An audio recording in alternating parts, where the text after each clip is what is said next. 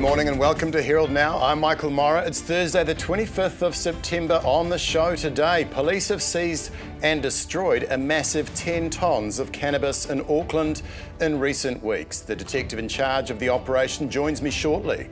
Auckland Council has voted to go ahead with a plan that could see 15-storey high buildings built near public transport hubs.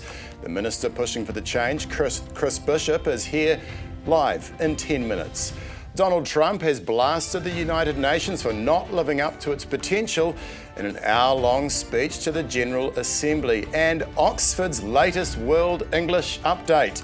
Yes, cuzzy bro and other Kiwi slang is set to be officially included in the dictionary. But first, here's Neva with the news. Herald Now News, powered by Newstalk ZB. The incoming Reserve Bank governor won't rule out more engineered recessions. Sweden's Anna Bremen is promising more consultation, transparency and stability when she takes over the role in December. Former Governor Adrian Orr was open about the central bank deliberately causing a recession to combat steep inflation. Bremen says that she'd like to avoid economic shocks, but the central bank needs to remain focused on price stability. Police have kept more than $58 million out of the hands of organised crime following a massive raid on cannabis grow houses across Auckland. Over a month, Operation Beryl busted 120 properties, seizing more than 10 tonnes of the drug and 11,000 illicit plants. Police say they arrested 30 people, most of which were Vietnamese nationals. A warning, government debt will blow out to 200% of GDP unless policies change. Treasury's long-term fiscal statement contains numerous alarms and highlights the challenge of responding to an ageing population. The report shows fiscal pressures will accelerate in coming decades, largely driven by healthcare costs and superannuation to respond to an ageing population. The FBI is investigating a fatal shooting at an immigration facility in Dallas, Texas. FBI Director Kash Patel says anti-ICE messaging was found on bullets at the scene. The FBI says it was a coordinated attack and another example of targeted violence in the country. Senator Ted Cruz says it's the third shooting in Texas directed towards immigration or customs officers. A warning, the country's not ready for a rapid increase in dementia cases. Auckland University research commissioned by Alzheimer's NZ reveals around 500 people every week develop the neurological condition. 170,000 Kiwis will live with it by 2050. It's day 2 of jury deliberations to decide the fate of the man who lit the fatal Loafers Lodge blaze. The 50-year-old, whose name is suppressed, faces 5 counts of murder and 1 of arson in the High Court in Wellington over the 2023 fire. There's no dispute he lit the fire, but his lawyers say he is not guilty by reason of insanity. The Crown says he knew lighting the fire was wrong, and he did so because he did not like living at Loafers Lodge. The Holiday Inn Express is saying goodbye to blaring alarms in the morning and hello to the smoky scent of bacon. From October, guests across New Zealand and Australia will have the chance to trial a new diffuser-style scented alarm clock when staying at the hotel chain. There will be 3 wake-up aromas to choose from: bacon, coffee or blueberry muffin. Holiday Inn Express Australia General Manager Rob Fahey says they want to get guests up and out of bed. Herald Now Sport, brought to you by Gold Sport. The Silver Ferns have won netball's Tiny Jameson Trophy, beating South Africa 70-58 in the second match of the 3-test series at Napier to take an unassailable 2-0 lead. Former All-White Clayton Lewis has escaped conviction for football corruption as part of an alleged A-League spot-fixing operation in conjunction with South American crime syndicates. He has been sentenced to 2 years of community service in Sydney. Single sculler Logan Ulrich is through to the semi-finals at the Rowing World Championships in Shanghai. You're watching Herald Now. Great to have you with us this morning. I'm Michael Morra. So Donald Trump appears to have changed his position on Ukraine in what was a busy day for the president in New York. It started with an hour-long lecture at the UN General Assembly where he praised America and, of course, he praised himself. He then slammed the United Nations as ineffective, although don't forget that under his leadership, US funding of the UN was slashed, resulting in cuts to its humanitarian work. He then launched a stinging attack on Europe, criticising investment in renewable energy and its approach to migration. Your countries are going to hell, he claimed. And climate change, he said, was the greatest con job ever. But perhaps the most interesting part of the day was not his rambling speech on the podium, but what he posted on social media later in the day. In his post, he stated for the first time that Ukraine could be in a position to win back all its territory with help from Europe and NATO. His comments came after talks with Ukrainian President Volodymyr Zelensky. In his post, Trump said Russia had been fighting aimlessly for 3.5 years, saying it was a war that a real military power would have taken a week to win.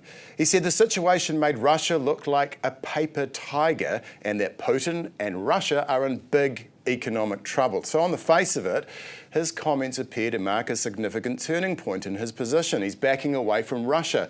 It's a stark difference to the scenes just last month at the summit in Alaska, where Trump rolled out the red carpet for Putin and the pair were seen laughing together in the back of Trump's armoured limo.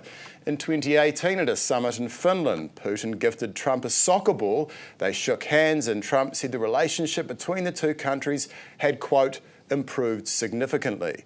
So, is this a new chapter? Well, it's hard to know. Trump, as the world has learned, is unpredictable and inconsistent. He often contradicts himself, and of course, he's prone to changing his mind.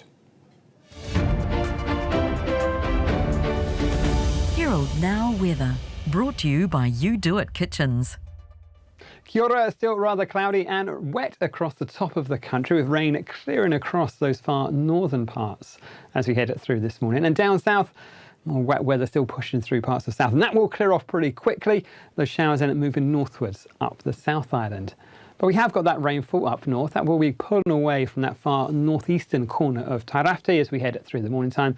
These showers moving up the South Island, though, with perhaps one or two sharper, or even thundery ones in towards parts of Canterbury this afternoon.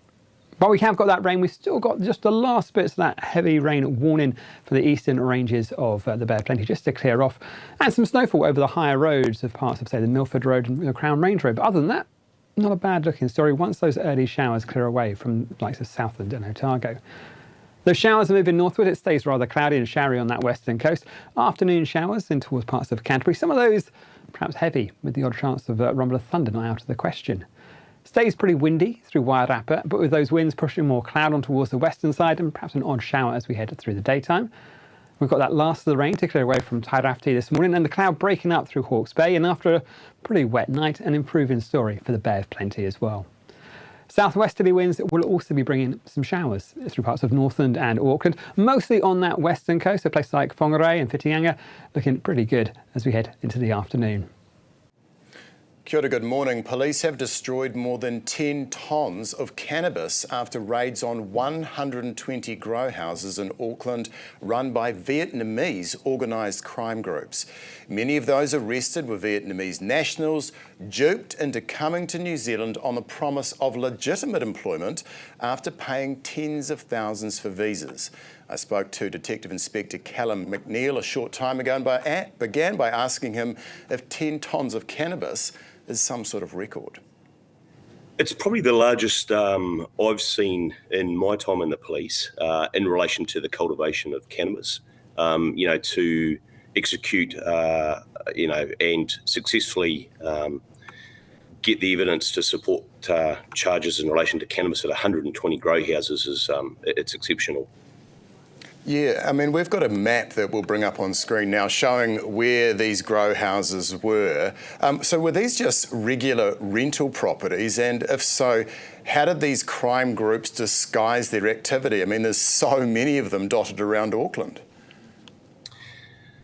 Yes, the majority are residential homes. They're hidden in plain sight in your everyday street across Auckland. There were a few commercial properties as well. But by far the majority were residential properties. They are hard to detect. You often don't see any occupants at those addresses during the day or at night. but there will be some signs of activity at the houses that neighbours will see, and it's part of that, neighbours in the community and part of our efforts that have alerted us to this growing problem and the fact that there has been a rise in these, in particular, Vietnamese cannabis grow houses over the last year or so. Yeah, so did the operators of these grow houses just have like the windows closed or any special technology within the houses that would help them avoid detection? Yeah, they have the windows are generally closed and blacked out. Sometimes they will create a false wall in the lounge, sort of set back half a metre from the main windows, and they'll leave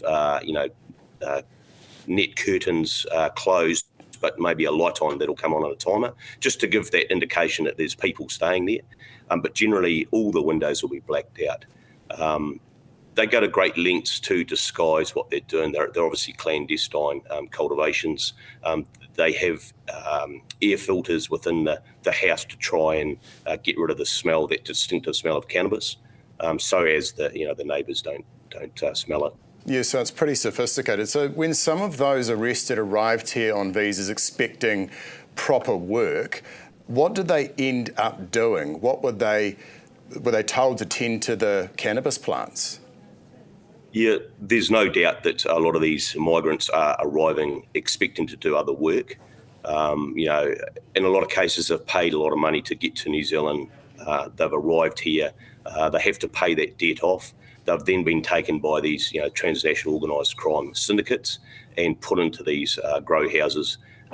They're known to us as crop sitters, and they become very, very efficient at their job. And they gradually pay off their debt, and they also make enough money to send home as well to their families. Right, so do these Vietnamese growers, these international crime groups, are they functional and operating in other parts of the world at the moment? Absolutely. Look, this has been an ongoing problem right across the world, in particular Australia, Canada and the UK. So it's nothing new to us. I think it's just the volume now that we're seeing, and also the concerns the police are. There's obviously a fire risk. There's some pretty shoddy electrical work in these houses. Friends have advised us, that a lot of them are burnt down, so that's how we've discovered them. Police are also concerned about the escalation in violence towards the Vietnamese in these houses. We've had a number of circumstances lately where there's been some serious injuries to these Vietnamese within the houses who have been robbed by rival gangs. And it's our fear that, we're going to be dealing with a homicide soon if we don't keep on top of them. Well, so you just said that you were worried about dealing with a homicide. So which gangs in particular are you aware of in terms of police intelligence that are targeting these Vietnamese growers? Look, if the gangs can see any coin in exploiting someone, then it doesn't matter what gang it is. They will go around and they will take what property they have, and they will use violence to do that. So 97 grow houses. Can you just remind our viewers this morning exactly how many cannabis plants were pulled out and then destroyed from these houses? Yeah, look, just during that sort of 4 to 5 week operation, there's actually 120 cannabis grow houses. There's about 11,000, good-sized cannabis plants, and probably around the same amount of seedlings. So, that's a hell of a lot of cannabis. In fact, it was 10 tonnes of cannabis that we destroyed. And we made over 30 arrests, predominantly of the Vietnamese that were in those houses. Yeah, it's incredible. One of the things I find surprising about this is that, growing cannabis is a fairly labour-intensive, and it doesn't produce as much earnings, if you like, that sort of methamphetamine manufacture might. So does this show that there remains a pretty massive market in New Zealand for cannabis? Oh, absolutely. Look, it's all about supply and demand, and if the demand is there, then the supply will meet that demand. So it's quite clear, there is a lot of demand for cannabis. I guess the other concerns is the health concerns. These crops are being, force-fed a lot of nutrients and also a lot of chemicals, and we don't probably really truly understand the harm that is causing. Those growth hormones that have been put into those plants. So, PHF Science, currently ESR, are currently doing a bit of work around testing a lot of those samples that we've taken from those 120 cannabis houses, and it'll be interesting to see what comes out of that in relation to THC levels and also some of those harmful chemicals that might be in them. And it seems apparent that some of the workers for the syndicate came in on visas and they were duped, essentially. So are police actively working closer now with agencies like Immigration New Zealand to ensure that this sort of thing is identified as quick as possible? Absolutely. We're working really closely at a national level with our partners in MBIE and Immigration. That's really important that we have that good relationship and are working closely together to sort out this problem. That was Detective Inspector Callum McNeil. Well, Cuzzy Bro and Rack Up are just two of the Kiwi terms added to Oxford's latest World English Update. So what else made the cut? Danica Salazar is the Oxford English Dictionary World English Editor. She's with us now. Thanks so much for being with us, Danica. So tell us about this list. Yes, so in the OED September update, we've just added 11 new words from New Zealand English. So words that us OED editors found to be particularly characteristic of the way that English is used in New Zealand. So you've mentioned Cuzzy Bro, so that's used as a term of address for a close family member, a close family friend. We also have the word hapu, which is I'm borrowing from Te Reo Maori, meaning pregnant. And of course, as you mentioned as well, rarcup is another New Zealand term that we've added to the dictionary. Right, and so just tell us what is the definitive definition of rack up? Is that push someone into doing something or make someone excited? What is the actual definition? Well, yeah, I mean, it was a very interesting word to work on because it actually has multiple meanings. So you can, bark someone up, it means to annoy them or to provoke them to doing something violent or provoke them to anger. But a person can also rark it up, meaning, just have fun, or take it to the extreme and have engage in some outrageous behavior. So it really depends on the context and how the word means. Right, and so Danica, you've studied the world's languages. So what stands out to you about Kiwi slang?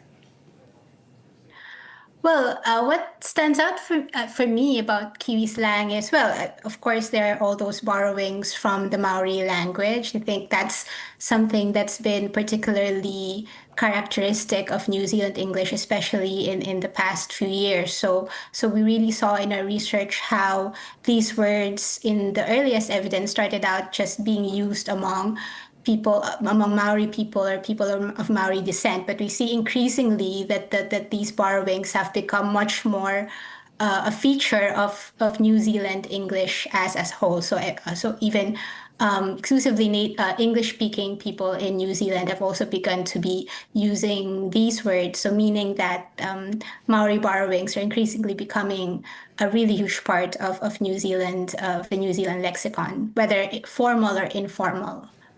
Registers of the language. Okay, and so can you just tell me how exactly does some slang get added to the dictionary? Like if I make up a word, obviously that's not going to go into the dictionary, but does it have to meet a certain threshold of being used, multiple times or used widely in the country for to be picked up and put in there? Yeah. Well, I mean, you can definitely make up a word and try to make it a thing, but the key there is to convince everyone else to use the word that you've made up, because that is the best way to get a word into a dictionary, is to have people use it. So sometimes people think that, we have to get a word into the dictionary so then it becomes a word and people will use it, but it's actually the other way around. So people start using a word, and then we, dictionary editors, we have different tools at our disposal to track which words are emerging, which words are trending, for example, on social media or in publications like books and newspapers and magazines.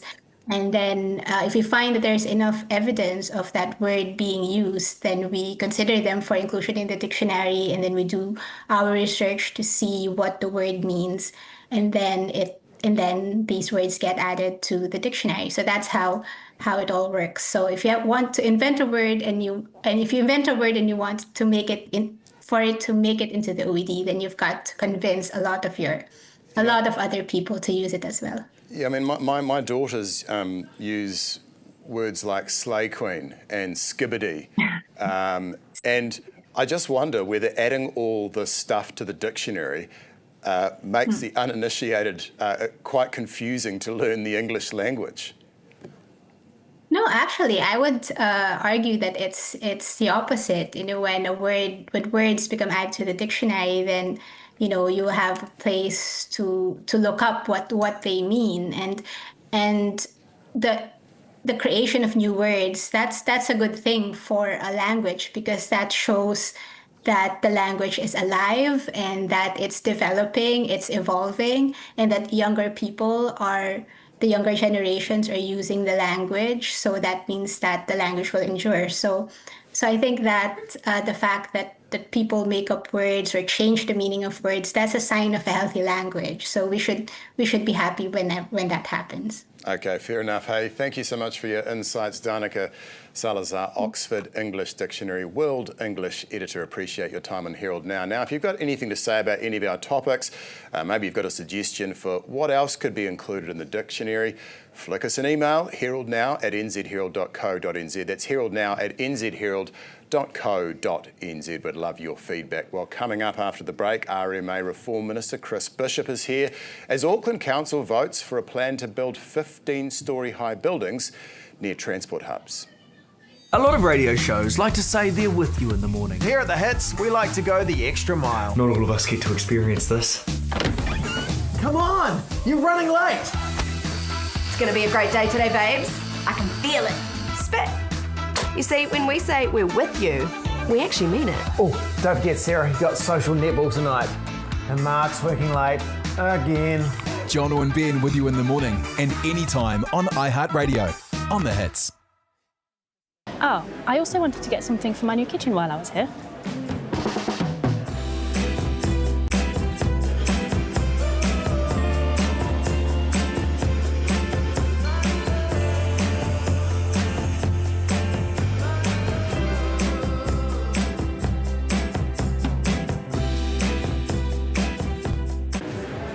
Yeah, we've got plenty of great appliances for your kitchen.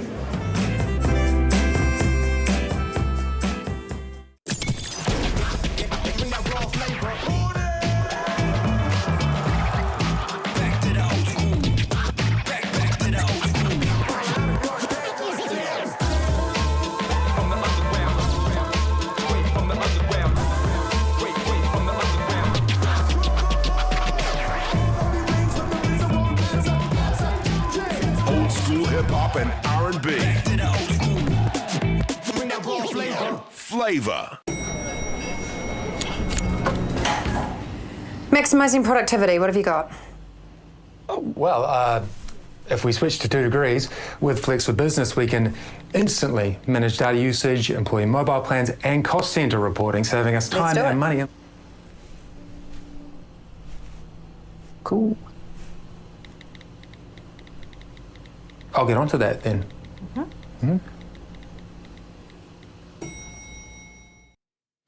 I'm Michael Morrow, you're watching Herald Now. Great to have you with us this morning. Well, Auckland Council has voted in favour of a housing intensification plan that could see 10 to 15-storey high-rises built around public transport hubs. It comes after RMA Reform Minister Chris Bishop directed the council to allocate up to 2 million homes in the coming decades. Council had 2 options, 3-storey buildings across Auckland or the high-rise plan. Now, the plan will go out for public consultation. Chris Bishop joins me now live from Parliament. Thanks so much for being with us, Chris. So first up, there's clearly some opposition to this. I mean, Councillor Morris Williamson wasn't happy about any of it, saying it's almost a choice between the firing squad and lethal injection. Do you accept that criticism? Well, I think Morris is using some slightly colourful turns of phrase. I served in Parliament with Morris, so I'm very familiar with those things. Look, I mean, this was actually asked for by Auckland Council. So the backstory to all of this is that Plan Change 78, which was the plan that they were working towards finalising from 2022 onwards, had the broad brushstroke three stories, what's known as the medium density zones. There was quite a lot of backlash in Auckland to that, and actually National and ACT campaigned on making that optional for the council. So we won the election in 2023, and Wayne Brown and some other councillors wrote to me and said, listen, you need to change the law through Parliament to actually let us change the plan. And they suggested a pathway, and eventually we decided to do that. And we said to them, look, you can do that, you can opt out and adopt a new plan, but you've got to upzone and allow for greater density around public transport stations, like the City Rail link, for example. So all of the sort of manoeuvring and commentary and the debate over the last few weeks, and ultimately culminated in the vote yesterday, was actually asked for by Auckland because they want more housing choice and flexibility around how Auckland grows. And the government's keen to help them facilitate that. Yeah, I mean, but some residents, not just the councillors, are worried that having these massive high-rises will destroy the character of their neighbourhoods. What's your message to those residents who were at the meeting yesterday? I mean, do they just need to accept that expansion is critical? Well, special character neighbourhoods are still protected in the draft plan adopted by the council yesterday. There's been a 5% reduction in special character compared to Plan Change 78, which was a plan that they were working on. So I think on the margin, small reductions. But, I would just simply make the point that the government and Auckland Council are spending the thick end of $6 billion building the City Rail link rapid transit solution for Auckland. It's going to transform public transport in Auckland and the way in which Aucklanders get around. And I'm yet to find many people who think that we shouldn't be allowing the building of apartments by train stations. It's not all the way around the city. We're not talking about open slather. We're talking about within an area you can basically walk to a train station where there's a train at peak times every 4 to 5 minutes. I think that sounds pretty reasonable. And we see this sort of thing, right, Chris? You don't have to live there if you don't want to. We see this sort of thing in Australia, in Sydney. Yeah, I mean, Auckland is a growing city, right? It's our big international city. I mean, I love Wellington. I'm a Wellingtonian. I love Christchurch too. But Auckland's where it's at in terms of our big international city. It's got the population. It's got the density to support things like City Rail link. It's why the government, 10 years ago, decided to build the City Rail link with the council. So it's got the population. It's got the what we call agglomeration benefits of economic activity around public transport and things like that. So, it's what happens overseas as well. So, look, I think it's the right way to go. It's a balanced plan that the council's adopted. It's basically upzoning around public transport and around City Rail link stations and around what they call metropolitan town centres. So, all of the kind of little suburban villages that are around Auckland, you're allowed more density in those, and obviously in the CBD as well. That was actually a separate process done a few months ago. But then out in the suburbs, there's actually been a reduction, quite a big reduction in the 3-storey, 3x3 medium density zoned areas, which a lot of people were pretty worked up about because they said, look, hang on, the infrastructure can't cope out here. You're making it too one size fits all. You've got to let us pick and choose and have some more flexibility, and that's exactly what we've done. And they're now going through that process. But it's the start of a process too. So I think it's probably worth emphasising that as well. So the council has start of a process, Chris, but I mean, there is public submissions, but. I mean, in a way, isn't this a done deal? Like, if everyone opposes and doesn't want it, I mean, is that going to then reverse this decision? No. So what happens now is the councils basically notified the plan. Then there'll be a period of public submissions between November. Well, I haven't formally said it yet, but there's likely to be between November and December. And then over the next 18 months, from next year, basically, there will be public hearings done by an independent panel of experts appointed by the government and by the council. That will take around 18 months, and then that panel will make suggested changes to the plan, which will go back to the council to approve or reject. And so I don't have a say, basically, from this point onwards. It's Aucklanders, Auckland communities and Auckland Council ultimately is the final decision maker, and I fully expect that the Independent Hearings Panel will make changes to the plan because they won't have got everything right first up, and that's totally natural. Yeah, understood. Okay, Chris Bishop, RMA Reform Minister, really appreciate your time this morning, Minister. Thank you. Yesterday, US President Donald Trump addressed the United Nations. It was a blistering address in which he told Western countries they were, quote, going to hell.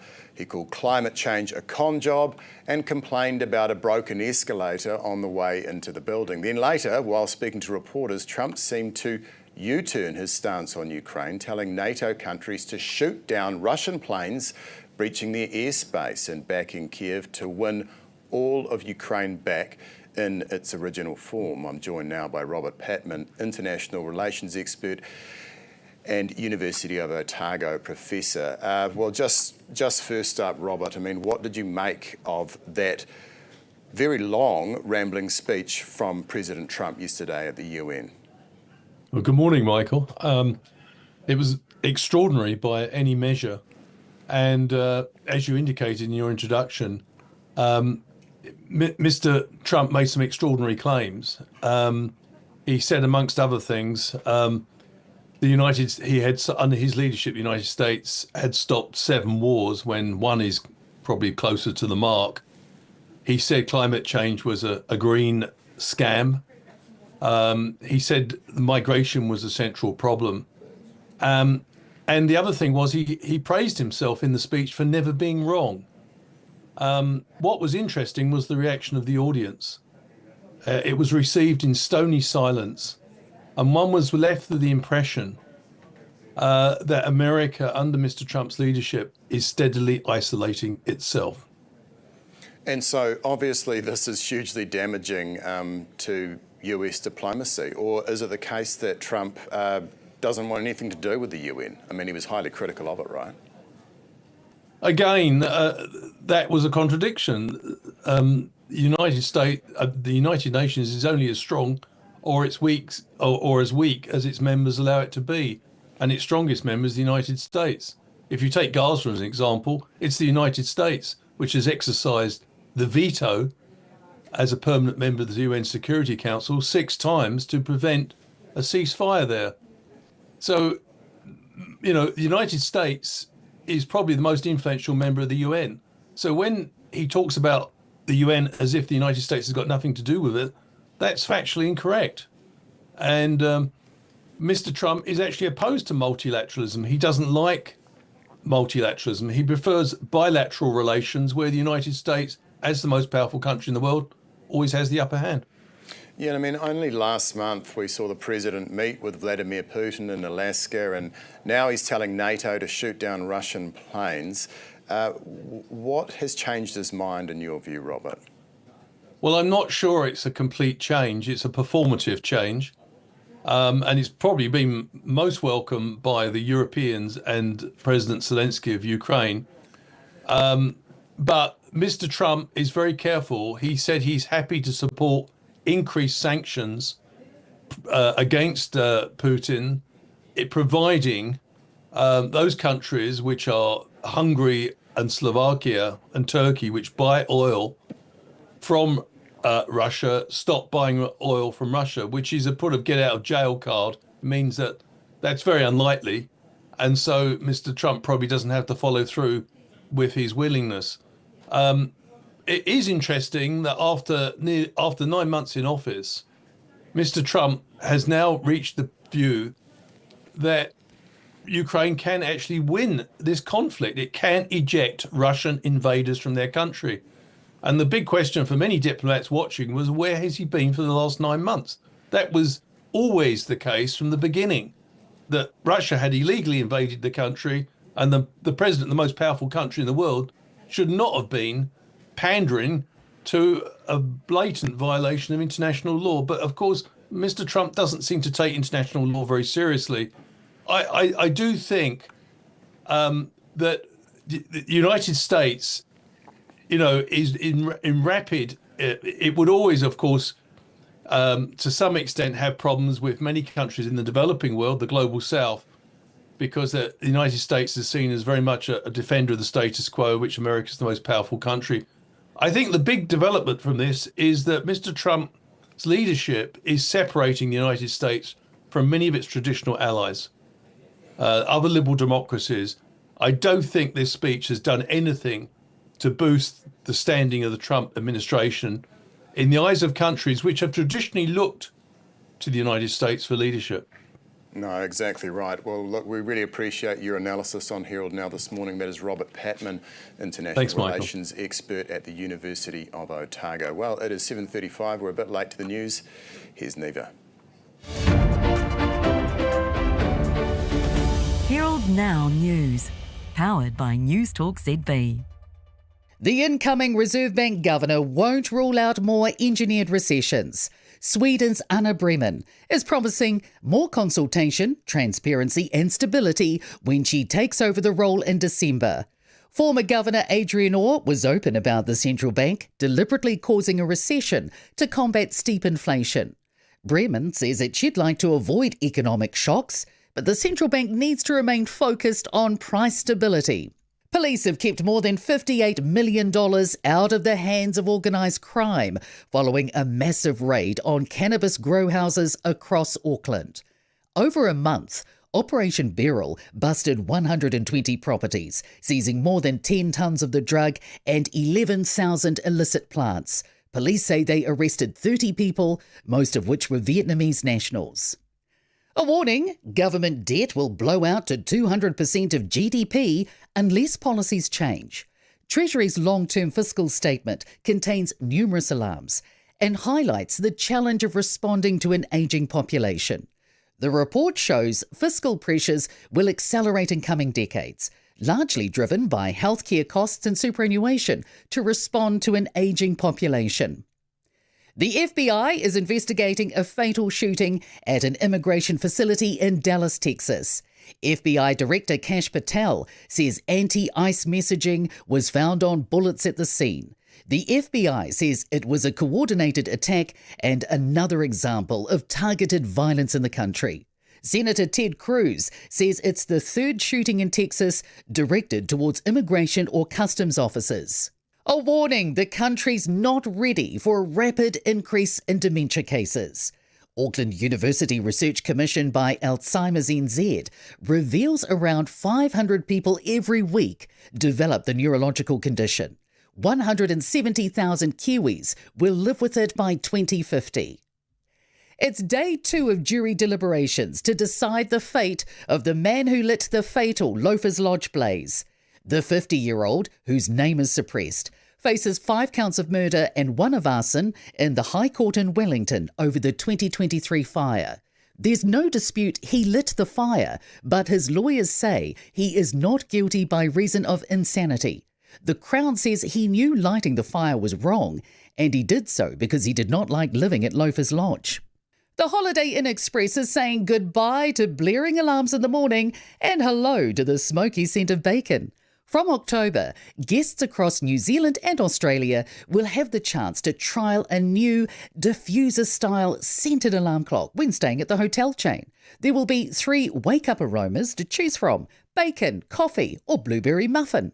Holiday Inn Express Australia General Manager Rob Fahey says they want to get guests up and out of bed. Herald Now Weather, brought to you by You Do It Kitchens. Kia ora, still rather cloudy and wet across the top of the country, with rain clearing across those far northern parts as we head through this morning. And down south, more wet weather still pushing through parts of south, and that will clear off pretty quickly. Those showers end up moving northwards up the South Island. But we have got that rainfall up north. That will be pulling away from that far northeastern corner of Tairāwhiti as we head through the morning time. These showers moving up the South Island, though, with perhaps 1 or 2 sharper, even thundery ones in towards parts of Canterbury this afternoon. But we have got that rain. We've still got just the last bits of that heavy rain warning for the eastern ranges of the Bay of Plenty just to clear off, and some snowfall over the higher roads of parts of, say, the Milford Road and the Crown Range Road. But other than that, not a bad looking story once those early showers clear away from the likes of Southland and Otago. Those showers are moving northward. It stays rather cloudy and showery on that western coast. Afternoon showers in towards parts of Canterbury. Some of those perhaps heavy, with the odd chance of a rumble of thunder not out of the question. Stays pretty windy through Wairarapa, but with those winds pushing more cloud on towards the western side and perhaps an odd shower as we head through the daytime. We've got that last of the rain to clear away from Tairafti this morning, and the cloud breaking up through Hawke's Bay, and after a pretty wet night, an improving story for the Bay of Plenty as well. Southwesterly winds will also be bringing some showers through parts of Northland and Auckland, mostly on that western coast, so places like Whangarei and Whitianga looking pretty good as we head into the afternoon. You're watching Herald Now. I'm Michael Morrow. Great to have you with us this morning. It's time to talk business with our partners 2 Degrees. Well, after more than 200 days with a stand-in, we now know who will be the new Reserve Bank Governor. Garth Bray joins me from Business Desk with some reaction to that news. So, hi, Michael. Anna Brayman, our first foreign governor, how's the reaction going down to that? Unless you count, I think, a Brit in the 1930s or something when probably that was pretty standard. Look, I mean, the standard House reaction from most of the bank economists and people in that kind of role is, oh, well, it won't have an immediate policy implications. She doesn't start until December, and it's, you know, she's one of 6 votes on that Monetary Policy Committee.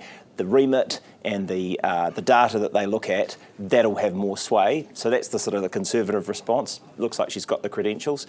A few people saying, hey, it's good that we've got someone with some international expertise coming in there in the roundup that our founding editor did when he ran around. But a couple of people, one in particular, Rodney from Jones from Wigram Capital, saying, look, we're very exposed to China and to Southeast Asia and this part of the world. That's not a market, that's not an area that someone from Northern Europe would necessarily be closely connected to. That's a missed opportunity perhaps to have appointed somebody more local. You know, there were 3 out of the 11 on the shortlist were New Zealand candidates, and someone from home might have actually had a closer perspective on the issues that are more around us. But, you know, I guess the thing is she's coming from, Anna Brayman is one of the 5-person executive board at the Rijksbank, which is their central bank. She's been there, I think, for about 5 years, got actually promoted in the last couple, so she could be there. She's had to deal with some pretty similar kind of economic conditions that we've had here. Yeah, and so what did you draw out of that press conference yesterday? I mean, because she did come across as relatively, you know, pretty professional, pretty impressive. One of the things she said is that she wanted to focus on transparency and, of course, independence. So what's the approach going to be here? Is she trying to wipe the slate clean from the previous scandals? Yeah, well, you know, there's been obviously this constant kind of fog over the Reserve Bank really for the last 6 or 7 months really since Adrian Orr exited in sort of, I guess, less than straight up conditions or less than open discussion about why he'd left. It was for personal reasons. Then it turned out after people had teased it out under OIA that it wasn't. It was because there'd been a disagreement about funding the bank and how big that bill should be. And also, we more recently saw the departure of the chair of the Reserve Bank, Neil Quigley, as well. So, yeah, I guess ruling a bit of a line under it, probably ruling a bit of a line under that mood of the boardroom stuff for Nicola Willis yesterday. Nice to have a handy little announcement to put out there. And I suspect because the timing of this might have been related to the fact that Sweden's Reserve Bank cut their policy rate, which is what they call the OCR, on Tuesday. And I imagine that Anna Brayman would have had a decision in that from, I think, 2 to 1.75% is now their sort of baseline interest rate by comparison to deal with some similar sort of economic conditions. I mean, yeah, early days, obviously. She's got to get around. She's got to meet a lot of people in the New Zealand market. She talked about wanting to sort of engage more with the public, right? Not here today, though, unfortunately. So the chair is available when you'd like to come and join us here on set. We did ask. Yeah, I guess, I mean, early days in a market, you want to be careful that you're not, overstepping the mark. Probably she wants to spend some time. I think she finishes in her current job at the Rijksbank in October, sort of next month, middle of next month. So a nice long break, gets her summer down here. Plenty of time to read up and understand New Zealand better. Yeah, no doubt. Bringing her whole family across as well, so it'll be a big change. Yeah. Savers starting to lose love with term deposits. Yeah, well, that's what we're sort of picking up from a deep dive that Gregor Paul, one of our markets reporters, has done into the term deposit balances. They really soared up from about 100 billion to 160 billion Kiwis have put into term deposits in the last 3 years because obviously interest rates were sort of going through the roof, but those rates have now dropped. The average rate was, I think, about 6% or north of a 6% interest rate you'd expect on a term deposit. December 2022, it's now down more like the 3.7.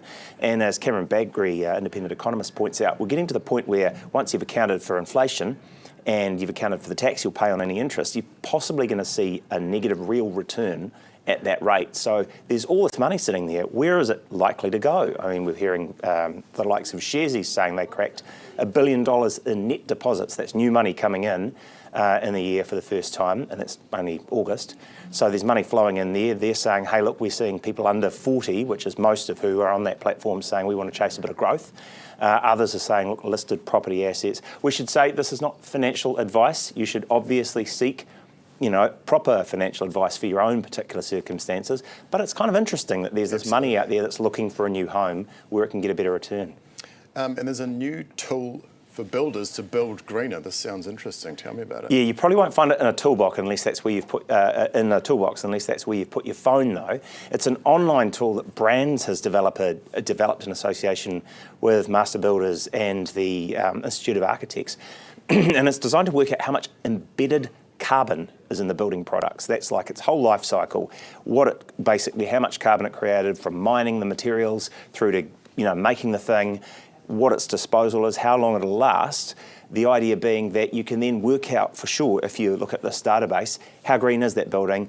Is someone making a green claim really able to back it up? And if you're a big, listed retirement developer that's building a stack of places and you have to disclose your carbon disclosures, can you be sure you're getting it right? So, interesting. Yeah, absolutely. Not one that Donald Trump would be that keen on, no doubt. Maybe maybe for the escalator, though, you can work out how much that trip really cost. Yeah, totally. Garth Bray, thanks for joining us in the studio this morning. That's Garth Bray from Business Desk, and we talk business every day with our partners, 2 Degrees. Mount Mauganui's Bay Oval is set to make history this New Year's, hosting their first concert starring the iconic DJ Fisher. Not only will it be the Oval's first major concert, but also the biggest artist to ever perform in the Bay. Caitlin Morell is the Bay of Plenty Times reporter, and she's with us now. Morning, Caitlin. Well, how massive is this for the Bay of Plenty? Yeah, it's pretty big. I mean, obviously Bay Oval has never hosted a music concert or event ever. So to have an artist like Fisher come down to Mount Maunganui during the peak of summer will be an epic end to the end of January, I guess. It's going to be huge. I think 20,000 people are expected for Fisher, which will be massive for the Bay of Plenty. Yeah, I mean, Fisher, he's sort of, got a resident status in Ibiza and seems to be playing all over the world at the moment. So how long has this been in the works to, get Fisher across here for this big event? I mean, yeah, he's obviously performed at some of the biggest festivals in the world, like Coachella and, as you said, Ibiza. So I spoke with the event organisers and they said it's taken about 5 years to bring an event of this capacity to the Bay of Plenty. I mean, we're slowly becoming a location where these festivals are picking up, and it's really, really exciting to see. And so how do you ensure that you don't stuff up the cricket grounds with a big concert like this?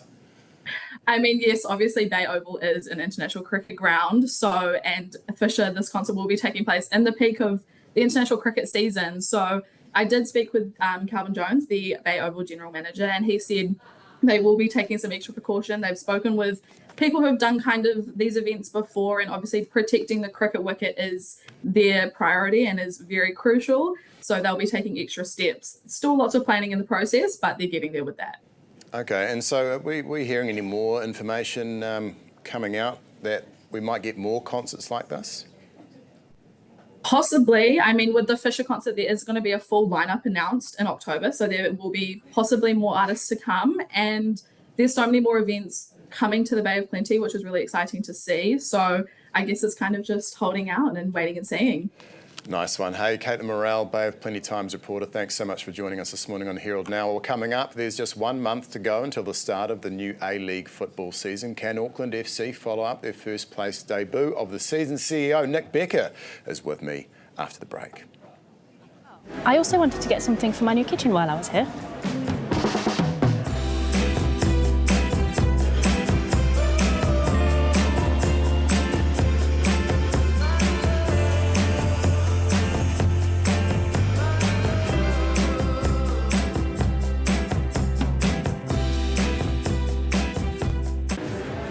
Yeah, we've got plenty of great appliances for your kitchen.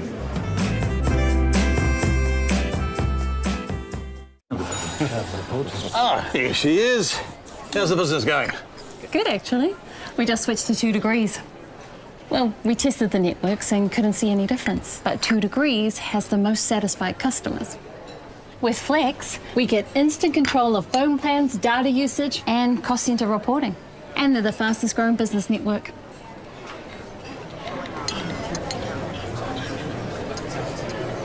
Can I have what she's having? Sing your heart out to Coast's feel-good 80s hits. Kenny Loggins. Whitney. John Farnham.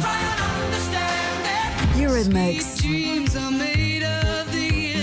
Bonnie Tyler. Eric Carmen. The most 80s are on Coast. Sing your heart out. Coast. In 1985, my grandfather set out to make the world a better tea. That's why we grow our own, unlike other tea companies. Then pick the best leaves by hand, not machine, and pack it right here in Sri Lanka. But it's not just the taste that makes our tea better. 15% of our profit goes to humanity and to the elephants. As my grandfather said, Do try it. Welcome back. I'm Michael Morra. Well, it's 30 days to the new A-League soccer season kicks off. Last year was Auckland FC's first season in the competition and they finished top of the table in the regular season. Nick Becker is their CEO and he joins us now. So how are you looking for the new season? We're pretty excited, to be honest. We've recruited well on in the playing group over the off-season, so we brought in 5 new players. And I think that we've strengthened ourselves up the front, and we've kind of we've got a feeling amongst the group, both on and off the pitch, that there's a little bit of unfinished business. You know, season 1 was fantastic. We won the Premier's Plate, first New Zealand team to do that. Unfinished business in what sense? Well, we got knocked out of the semi-final, Michael, and we won all the silverware. And so, what is the performance goals? Well, it's always trophies. We always want silverware. We want to, you know. Number 1 for us is to go onto that pitch and win any game that we're playing. So you sort of work back from that. We'd like to do the double this season. We'd like to hold on to the premiership and take the championship as well. So those are our ambitions. You averaged 18,000 fans at your home games last season. Often, you know, much more than that for the big games. What is it about this team and this sport that is making people so excited? Well, it's phenomenal support from Auckland. It absolutely blew us all away, especially the players. They couldn't believe the support they got from the city. And I think there's a couple of things there. There's we really invested in our match day experience, so it's more than just a game of football. You come along, we've got a family zone, fun zone, where you can, we've got a massive slide down the hill in the north end. I've seen it, yeah. That's some of the best money we've ever spent. I think the queue to go on it it's full every single match. We're going to boost that up again this season. We're going to make it even better. But I think it's actually thinking about your audience and creating the experience for it. A family of 4 can come along. It's cheaper than going to the movies, and they've got a 5-6 hour experience there. So I think that worked really well. I think the fact that so many kids play football now, the participation in New Zealand is off the charts. In Auckland, it's, by far and beyond the number 1 sport. So you get all that energy there, and you get everybody behind it, and they came along and supported us. So you've had a lot of personnel changes. What's the sort of biggest gains or losses, do you think? Well, I think one of the big ones moving out was Alex Paulson, going back to Bournemouth. We knew that was going to happen, and I think we've been really lucky in that space. We've brought Ollie Sale in. So arguably we've got 2 of the 3 best keepers in the country still on our books and playing for us. So that's going to be a really competitive spot on the pitch. We lost a Colombian guy, Moreno. He provided us 9 goals last season, but we've brought in a big striker from the UK, a guy called Sam Cosgrove, so Big Cozzy. I've got a feeling he's going to score some goals this season. Big Cozzy, eh? So Big Cozzy. One to watch. Yeah. So what's your goal this season? Well, I think we want to deliver the great experience that Aucklanders have got used to. I mean, we're really lucky again. Because we play across summer, we've got all our games on either a Saturday 5 p.m. or a Sunday 3 p.m, so it's a really good family spot. We're going to make sure it's a good family experience again, as it was last season. I had so many people come up to me and telling me, A, how much they love watching the game, but B, how much they love going to Go Media. Seeing the hardcore fans really bring the atmosphere and colour, but also there's something to do for everyone in the family. And that's smart, right? Those 5 p.m. kick-off times, and you can be out of there and get home with the kids. It's that was a massive for us. deliberate decision. It was. We pushed really hard on the league, and we spoke to Sky Sports, our broadcaster, who are obviously very supportive of it. And you think about, you can go along to our game, home in bed by sort of 8 or 9 if you've got young kids, and it reflects on the match day. So you see the number of young kids there wearing our kit, supporting the thing, often there for their first live sport experience. So it's really special to see. Yeah, absolutely. Hey, well, look, thank you very much for coming in and chatting to us about this, and Pleasure. all the best for the season.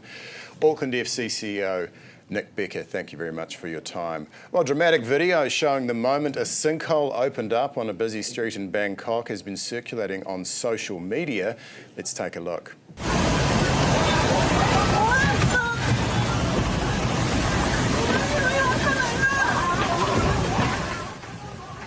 The road caved in just outside a local police station and hospital, creating a massive hole roughly 50 metres deep. It pulled down power lines and exposed a burst pipe. Nearby apartment blocks were evacuated. There are no reported casualties, but 3 vehicles were damaged.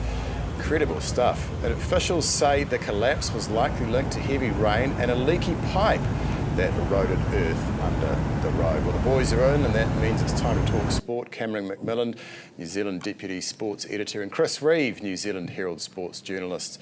Hey guys, thanks very much for coming in this morning. So, I mean, just first of all, Cameron, I mean, the Bledisloe Cup this Saturday night, is the Eden Park record under threat?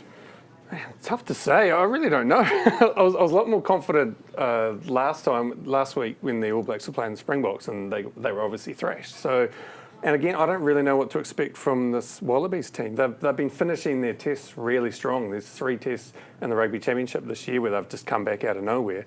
2 of them they've won. And with the All Blacks, they obviously finished poorly against the Springboks. So I don't really know. It's all good. Could come down to the last 20 minutes. Yeah, but the good news for the All Blacks, they named their team this afternoon around about midday. They should have Cody Taylor back. They should have Cam Roigard back. So that's some decent, good players. Roigard probably one of the best halfbacks in the world, and obviously Taylor's one of the best. So yeah, they should have a strong team. Yeah, I mean, were you pretty shocked at the annihilation by the Boks?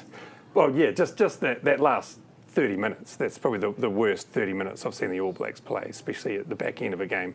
Usually we've had this reputation of finishing strong, and to be done like that at home was shocking. And usually, you know, we've seen obviously the All Blacks lost up to Argentina and then bounced back at Eden Park this year. So you don't really see the All Blacks play 2 poor tests in a row. So I think they'll really come out firing. Yeah, so Chris, what do you anticipate? I mean, after such a hammering, do they then kind of come together and they come out firing, do you think? Yeah, I don't think they can play quite as bad as they did in that second half against South Africa. And it's funny you mentioned the record. I think you're the first person I've actually heard bring the record up. I feel like people are still overlooking the Wallabies. I mean, the All Blacks won't be, but yeah, like Cam said, we've seen the All Blacks have started all right, but their second halves have not been good this year. The Wallabies have been the complete opposite. They've started really slow, but they finish really strong. So if the All Blacks come out slow at half-time or after half-time, then they might be in for a little bit of trouble. But the All Blacks don't lose at Eden Park, so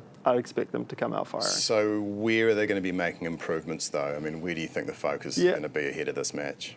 Jason Holland actually spoke about that a couple of days ago, just saying using their possession better, not kicking the ball away as much, and when they are kicking it, being smart with their kicks, you know, getting up and contesting them, doing better under the high ball. I think that's one of the big areas they have needed to work on throughout the season. They've been beaten under the high ball consistently, and we saw that a lot against South Africa. Yeah, okay. And so, Cam, just in terms of the Wallabies, I mean, who's their biggest weapon?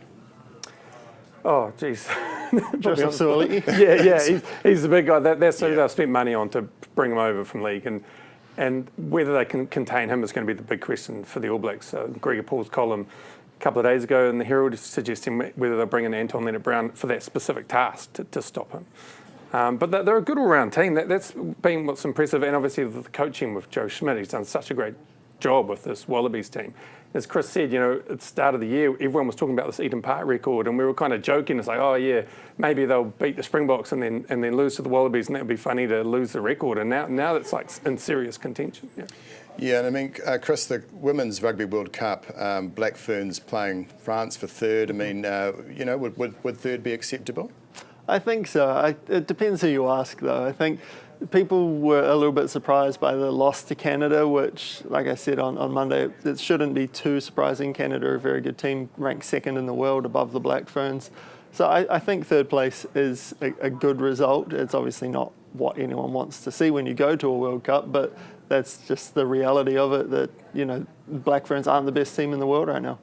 No, but I mean, they've been fantastic to watch, right? Pretty exciting stuff. They're always good to watch, yeah. They just, unfortunately, couldn't win the one that mattered.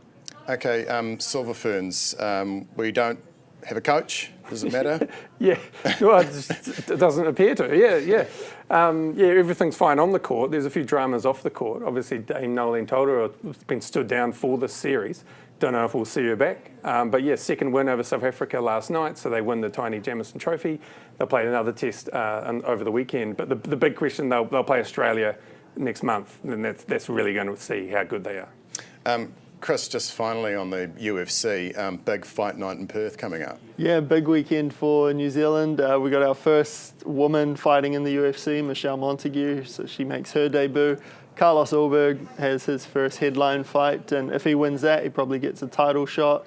Navajo Sterling's back in action, and there's a couple of the Australian boys training out of City Kickboxing in Auckland. Brando Pericic and Cameron Ralston making their debuts, so a little bit on over in Perth. Yeah, absolutely. Okay, lads. Hey, thanks so much for coming in, joining us on the panel this morning, Herald Now. Thanks. That's Cameron McMillan, Herald's Deputy Sports Editor, and Chris Reeve, Herald Sports Journalist. Well, it is 1 minute past 8 and you're watching Herald Now.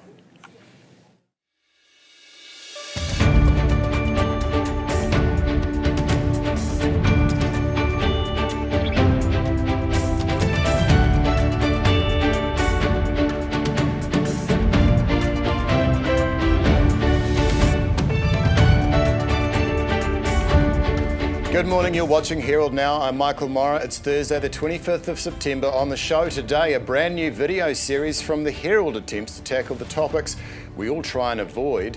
Episode 1 looks at shame with guests Golriz Gutterman and Tori Whānau opening up on their experiences with it.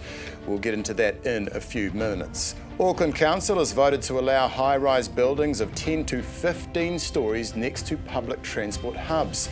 The contentious issue now goes out for public consultation, but we'll consult our panel first. Hit the Herald's Simon Wilson and BBM founder Dave Letele in 15 minutes.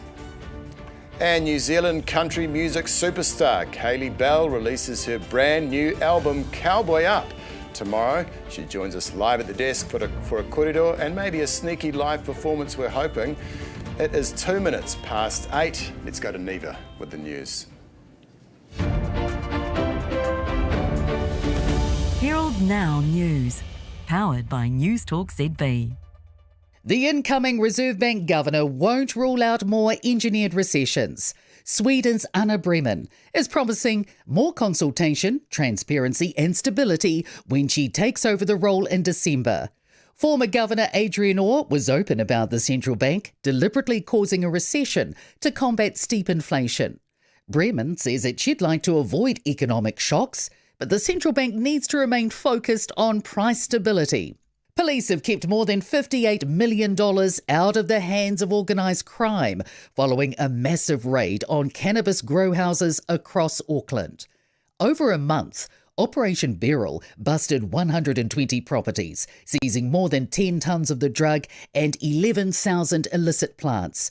Police say they arrested 30 people, most of which were Vietnamese nationals.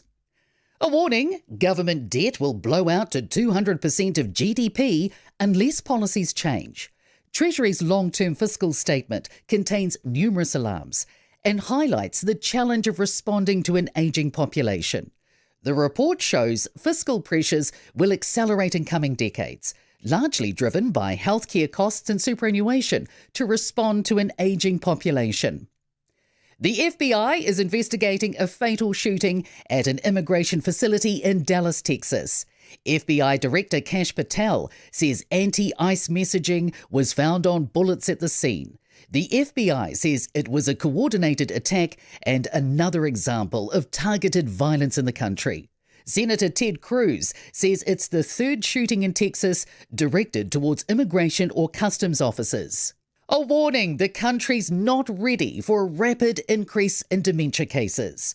Auckland University research commissioned by Alzheimer's NZ reveals around 500 people every week develop the neurological condition. 170,000 Kiwis will live with it by 2050. It's day 2 of jury deliberations to decide the fate of the man who lit the fatal Loafers Lodge blaze.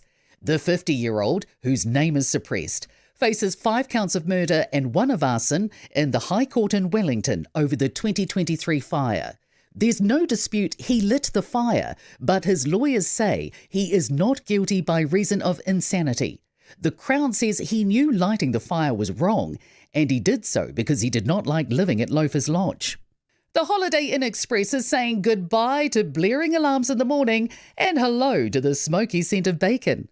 From October, guests across New Zealand and Australia will have the chance to trial a new diffuser-style scented alarm clock when staying at the hotel chain. There will be 3 wake-up aromas to choose from: bacon, coffee or blueberry muffin.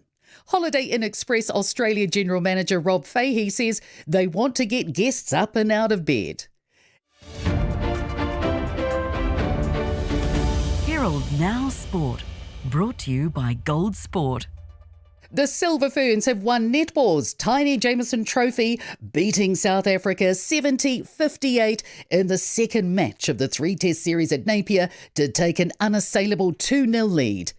Former All-White Clayton Lewis has escaped conviction for football corruption as part of an alleged A-League spot-fixing operation in conjunction with South American crime syndicates. He has been sentenced to 2 years of community service in Sydney. Single sculler Logan Ulrich is through to the semi-finals at the Rowing World Championships in Shanghai. Herald NOW Weather, brought to you by You Do It Kitchens. Kia ora, still rather cloudy and wet across the top of the country, with rain clearing across those far northern parts as we head through this morning. And down south, more wet weather still pushing through parts of south, and that will clear off pretty quickly. Those showers end up moving northwards up the South Island. But we have got that rainfall up north that will be pulling away from that far northeastern corner of Tairāwhiti as we head through the morning time. These showers moving up the South Island though, with perhaps 1 or 2 sharper, even thundery ones in towards parts of Canterbury this afternoon. But we have got that rain. We've still got just the last bits of that heavy rain warning for the eastern ranges of the Bay of Plenty just to clear off, and some snowfall over the higher roads of parts of, say, the Milford Road and the Crown Range Road. But other than that, not a bad looking story once those early showers clear away from the likes of Southland and Otago. Those showers are moving northward. It stays rather cloudy and showery on that western coast. Afternoon showers in towards parts of Canterbury. Some of those perhaps heavy, with the odd chance of rumble of thunder not out of the question. Stays pretty windy through Wairarapa, but with those winds pushing more cloud on towards the western side and perhaps an odd shower as we head through the daytime. We've got that last of the rain to clear away from Tairāwhiti this morning, and the cloud breaking up through Hawke's Bay, and after a pretty wet night, an improving story for the Bay of Plenty as well. Southwesterly winds will also be bringing some showers through parts of Northland and Auckland, mostly on that western coast, so places like Whangarei and Whitianga looking pretty good as we head into the afternoon. I'm Michael Murray, you're watching Herald Now. The Elephant is a bold new video series taking on some of the most divisive and pressing issues of our time. The first episode out today examines what it's like to be in the middle of a public shaming scandal and features Wellington Mayor Tory Whanau and former Green MP Golri's Garaman. Let's take a look. I was already in crisis, in quite a deep, distressing crisis, and I think it did begin with shame. Yes, you think of the medieval public hangings, the mobs, there's an element of that, people baying for blood. I've been caught drinking a bit much, right? It was down to extreme stress of harassment. At least 10 days of media from around 8 a.m. till 4 p.m. outside my home. New Zealand is not a village, it's a street. You can't get away from it. That some people will be watching and saying, "Oh, you shot it. That's you deserve it." I don't think I'll ever forgive myself. How do we reintegrate people back in? How do we publicly say, okay, enough is enough? So is that it for you, Golriz? Are you lost now to public life? Well, I'm joined now by co-hosts Miriana Kamo and Mark Kreisel. Great to have a couple of journalistic powerhouses in the studio this morning. Speak for yourself. Hey, kia ora. So, guys, how did you get the idea to start this series? It actually came from Chris Mansfield, isn't it? We're a group, we're a team of 4, and Chris is our kind of everything guy. He edits the pieces together, and he's a tech guru. Yeah. And he came up with the idea, and we loved it as soon as he came up with it. And so, yeah, that's where it began. But we wanted to create a platform where people can discuss and talk and not yell. And, you know, we see people dive off into echo chambers so much these days. We're losing the art of disagreement. We're losing the art of having a contest of ideas instead of a conflict. So what we wanted to do was provide that platform where people can discuss things. And in a longer format. Yeah. Yeah. So people, instead of people just lobbing in sort of rhetorical bombs from the outside and then scurrying back to their rabbit holes, we want to bring them all in the same room and get them to talk about things and maybe see what unites us rather than always divides us. And is that the goal, Mark, with the series? Yeah, it is. It is the goal. I mean, and sometimes it's really hard to get people to talk about things they don't like talking about, because when you ring them and ask them, they're going, "I don't want to talk about that." So that's been one of the big things, is trying to convince people to come on. Sounds tricky as a journalist. Yeah, it's really hard actually, and we're doing it with fewer people than we used to do when we, work for big TV companies and things, but it's working. We've actually surprised ourselves.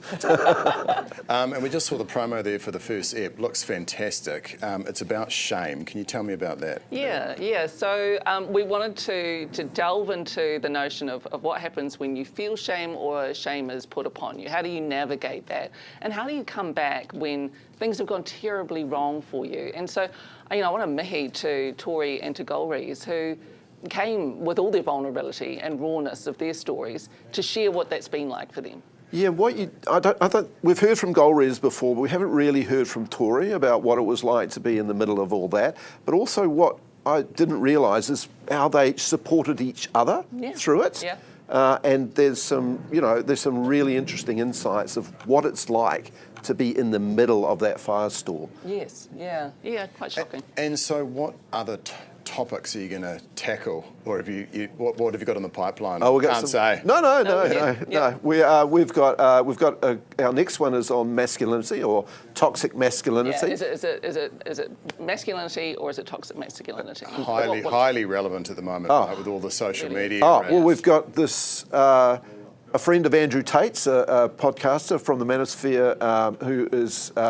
The Unplugged Alpha, he's an Unplugged Alpha, Richard. yeah. Yeah, so he comes on, and Mark and I find a lot of the views, but particularly, he's a good example, they're challenging, but our job is not to insert ourselves. We are trying to provide a platform where we can facilitate a discussion and we can listen. We want to hear what people have to say. So if I find something challenging, I am always challenging myself to lean in. Let me hear you. Let me hear what you have to say. I want to listen to what you have to say, because maybe there's something in it where we can actually find some common ground. Maybe I need to listen rather than shout back at you. And let's be honest, that's a real problem in our society at the moment, is that we're not listening to other side. We're curating our feed, so we only listen to what we want to listen to and what confirms our own biases.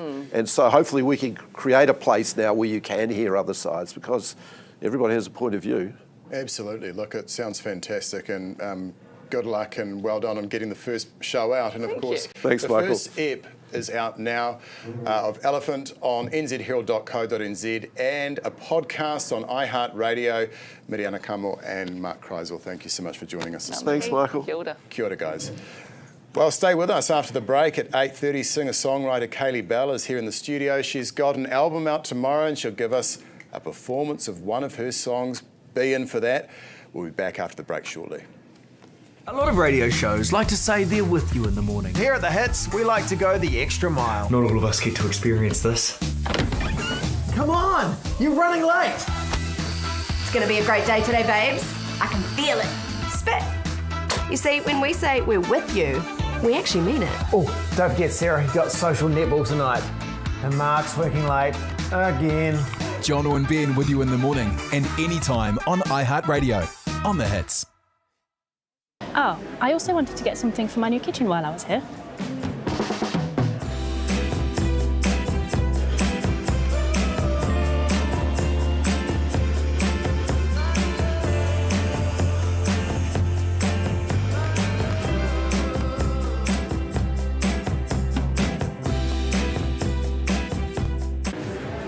Yeah, we've got plenty of great appliances for your kitchen.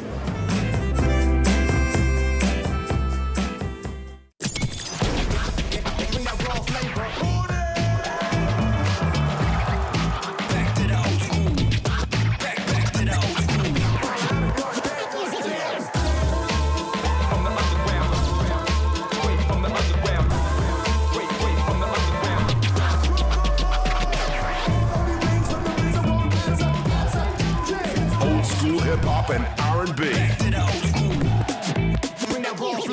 Flavor. Maximising productivity, what have you got? Well, if we switch to 2 degrees, with Flex for Business, we can instantly manage data usage, employee mobile plans, and cost centre reporting, saving us time and money. Cool. I'll get onto that then.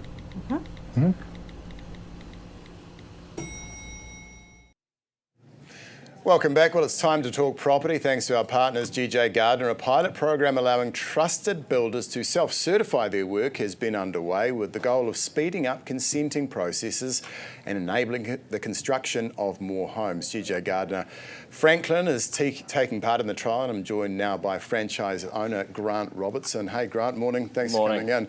So how does a self-certification work? Yeah, look, they've looked at the whole building process really, and the involvement council has, and really looking to reduce that waiting time for customers to get the build consent approved, make the building and inspection process quicker, and the code of compliance faster again as well. Okay, and so how have those changes sort of impacted what you guys do? Yeah, for us it's about, we picked out some low risk builds, in a single level, under 200 square metres on good ground, put that through with the council process, and it's reduced that time frame of build consent from around about 20 days down to 3 to 4 days at the moment. Okay, well, so that's pretty significant. So who can sign off and certify these builds? I mean, I can't just roll in there and go, hey, yeah, that looks good, mate. Yeah, the training wheels aren't off yet. So, look, it's still council heavily involved and still signing off as we go. The beauty of the pilot really is you're able to put a faster track process alongside the traditional process and test the two against each other. So we're still carrying on as we would be, but collecting the data and the timeframes as we would be if we did go to a pilot process into a real life scenario. Okay, so what are some of the challenges with doing this pilot?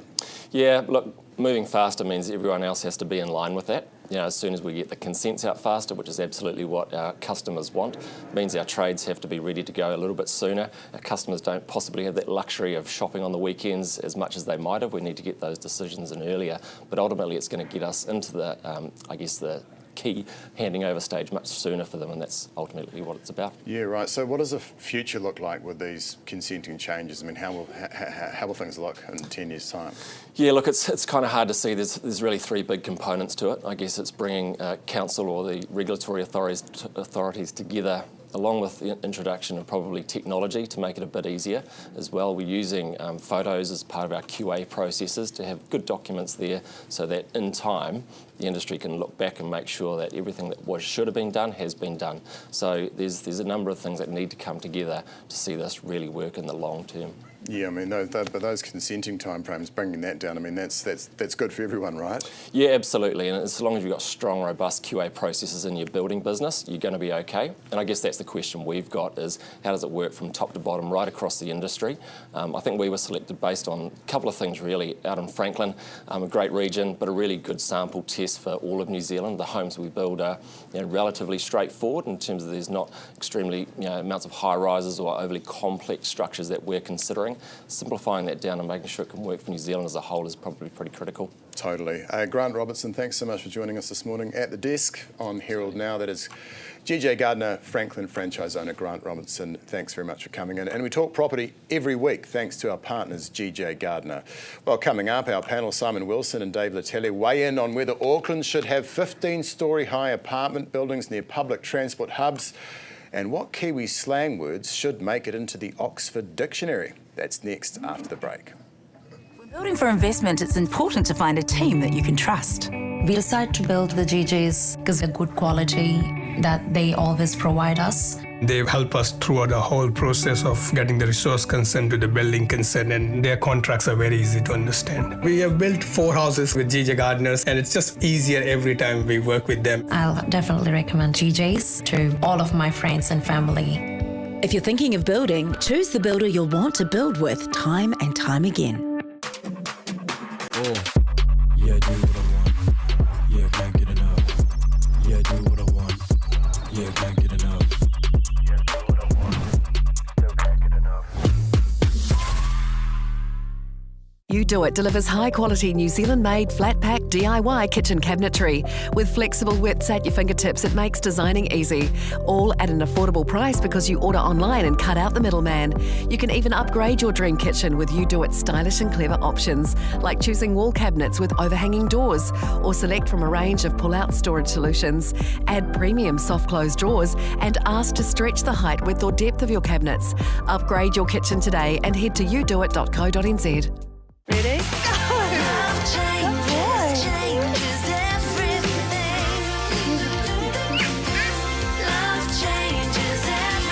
One Roof Property.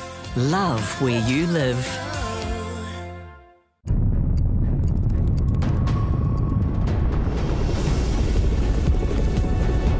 Speaker City Acting Prime Minister, does he stand by all of You don't shout out like some bunch of clowns at university. My message to the union is very clear.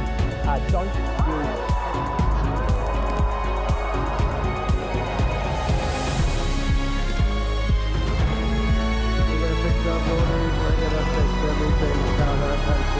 The New Zealand Herald, news worth knowing.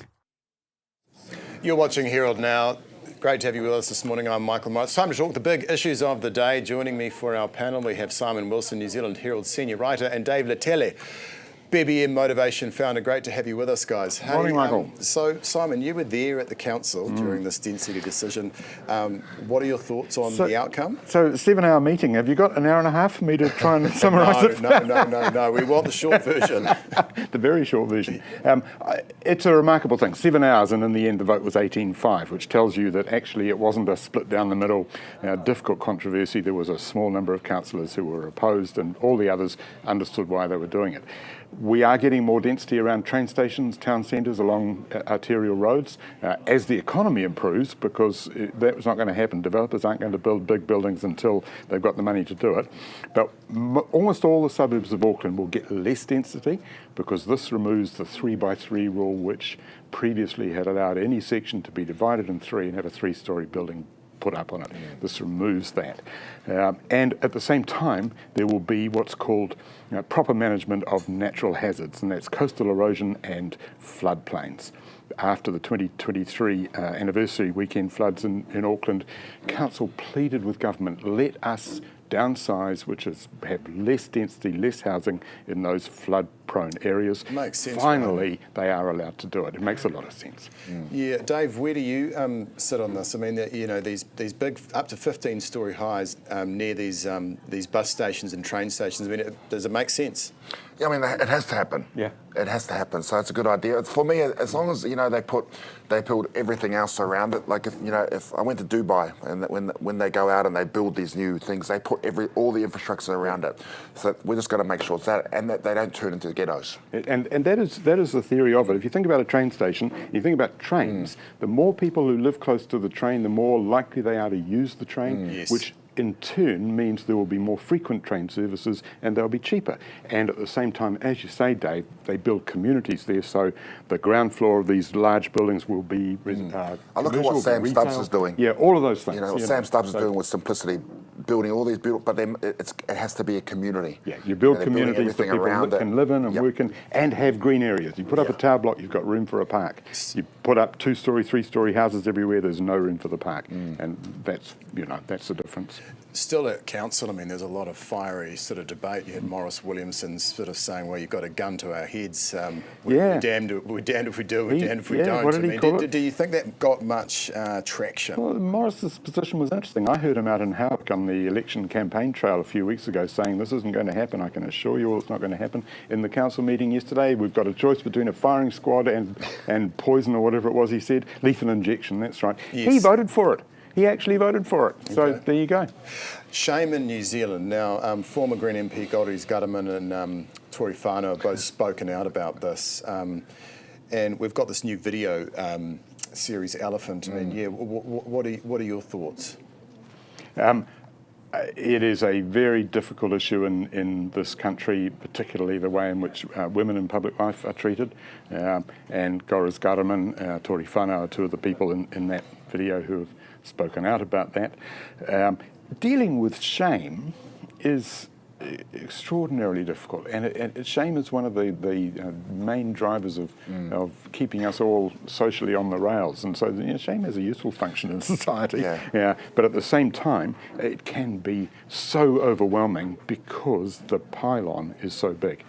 Yeah, I think, when you're entering public life, I mean, it's the same with even with me with a little profile. I remember getting, the worst message I ever got was, I'm going to send you some rope to hang your family with.